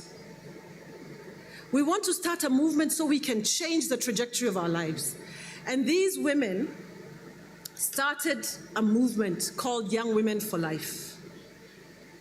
They started with 5 women, and they began to look for opportunities to drop each of those men. They looked for scholarships. When you get them a scholarship, they drop 1 man. When they get a job, they drop another man. When they find a business, they drop yet another one. Today, there are 70,000 members that have been built. And these are women who we don't even visit them. They just are growing this movement and expanding. But still, our support is not even enough, because the women who need our help are in the millions in our continent. And so I thought about this fierce word that we're using, and I wondered to myself, what would a fierce feminist response look like? What would we do in these 6.5 years that we have? The first thing we would do is we would focus on girls' equal economic chance. So those of you who are here from the private sector, don't just do their accounts and have their bank accounts. Make sure, like my sister from the Rwanda fishing, that any girl who is vulnerable in this country or any of our countries has an economic chance to not just survive, but to thrive, so that HIV is not an option. But we do too little in the economic front. Our responses are public health, and we forget the economic story. UN Women, your work is cut out. Increase it. If women have the economic ability and capacity, that is fierce feminism. The second thing is education. Every single girl in this country, in our continent, has got to finish secondary school. We know that when girls finish secondary school, they have a 50% less chance of being infected with HIV. You cut early marriage by 75%. They have a less chance of pregnancy in adolescence. And if we combine that with laws that support them and train them while they're in school, we have a fighting chance. So we've got to keep them in school. And so I'm saying this deliberately because many of the people that need to be doing this work are not in this room. They're not in this room. And so if we're going to win in the next 6.5 years, we have got to expand who we work with and find people who don't even call it HIV. Just do secondary schools, that every girl is in school. Just do your economic work, right? You don't have to call it HIV, just do it. Then there's the social norms. Our Colonel who is here, our Canon who is here, your Kabaka, many leaders in our community can help us transform lives. There is a chief in Malawi, Madame Malawi, our chair. There is a chief in Malawi that is famous for annulling child marriages. She would walk from house to house and collect children who are underage. 30,000 marriages annulled. This is a social norm in that country that's considered acceptable. We've got to challenge every norm that sustains the inequalities that keep women locked in a future that is guaranteed to be HIV positive, violent, and without chance. Human rights, gender rights. Everyone who stood here has talked about the rights of our community, who we call key populations, we call LGBT, the communities who are marginalized in our society. But they also include girls. They also include women. Our girls are getting impregnated by older men, but they don't have the right to get the resources that they need to save themselves. There's a lot of controversy on these issues. Should they access them without parental guidance? Should our parents be involved with it or not? Let's have this conversation openly, effectively, and let's figure it out. But let's not pretend that while we're being holier than thou, and I am a Christian and I stand fully in recognition of that, let's not pretend that our 13, 14, 15, 16-year-old girls are not having sex. Because as long as we pretend and we deny them the right to defend their rights and their sexual and reproductive health, we deny them the chance to live a promising future. So we've got to challenge the rights. My second last point. Only 10% of the money that we all give goes towards prevention. Even less goes towards prevention. And yet we want to prevent the future. But so little goes to prevent HIV. And of that, only 15% goes towards women. I beg, if we're going to change this story, if we're going to change the story of women who are 63% of our new infections in Africa come from women. 63%. If we're going to change the story of HIV, 15% of 10%, we're not going anywhere. So we've got to go crazy with our mobilization of resources. We've got to go dig deep and find money where we've never found money before, so that we can transform the trajectory of women's lives. My last point, movements, ICWEA, and all the women's organizations that were mentioned, that were acknowledged, that were recognized. I see you, Madam Awori and others, all of us, all of you who have been involved in one way or another in women's movements. Those of us who work in support of you have got to pour money into you, pour support into you. You come to us begging for small amounts. I am ashamed, Lillian, that I could only give you crumbs for this event. I am ashamed that we cannot flood you with the resources so that you do this at scale everywhere. This is how we have to think. Because these 70,000 young girls have transformed their lives because they have built a movement. But it is not enough. They've got themselves out, but it's not enough to take them to the sunshine.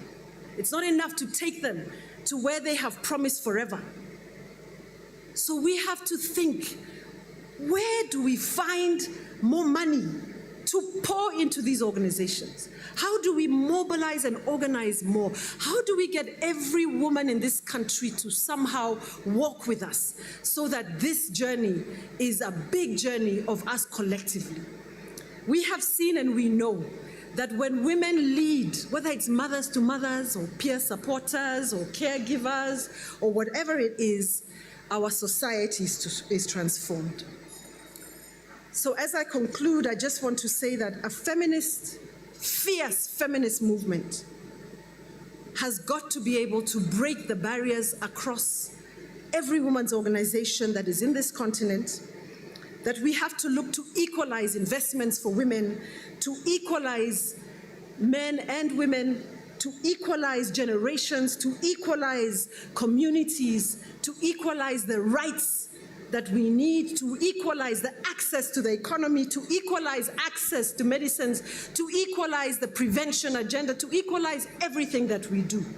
This is where we have to move, and this is how, in 6.5 years, we will stand here with you fierce and celebrate the end of AIDS as a public health threat together with you right in front. Thank you.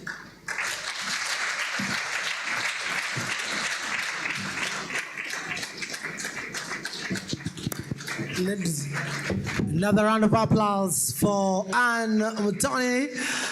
What a powerful message that was. I tell you, I'm in this with you. Together, we're going to do this. Exactly. Absolutely. And especially she talked about putting on the gender lens because we rarely pay attention to that. But also the 10% only going to prevention, and yet we're talking about a target of 2030. I think, yes, we can do better. And I love that she asks us to think outside of the box of how we can be able to get these monies to help us do this kind of work. You know what? I think we should not even think out of the box. Let's just remove the box and think. Yeah. Okay, yes, we're removing the box, just throw it away, and let's do just this. start thinking. Yes. All right, ladies and gentlemen, thank you so much for giving us the most expensive gift, and that is your time. We don't take it for granted. Thank you so much, all our partners, our sponsors, the civil society. Thank you so much for being with us in this. And the food is ready. Please don't leave the food. It's meant for you. By the way, in Africa, when you leave people, when they have served food, that is a curse. It's a bad omen. So please don't take a curse for yourself by leaving us the food. Absolutely. I agree with you, Mildred. For now, we're looking forward to Fierce Awards 2024. Let's go work together. I do believe it's a team. Team is an acronym for Together Everyone Achieves More. And when you don't, it becomes Together Everyone Annoys Me. So we better work together and let us make sure that we get to the top of this by 2030. Special thanks to PEPFAR, CDC, UNAIDS, oh my goodness, ICW, Kenya, Tanzania, Rwanda, Burundi, Uganda, and Kenya. All right, from myself, from Pablo Chimuli. Absolutely. Pablo Kenneth Chimuli. Do you want to say my name? Mildred Tohaise. All right, ladies and gentlemen, we have to let you go, but let's continue with the networking. Let us share ideas on how we can do this even much bigger, but above all, dinner is served. Thank you. Bon appetit. Eat like no one is watching.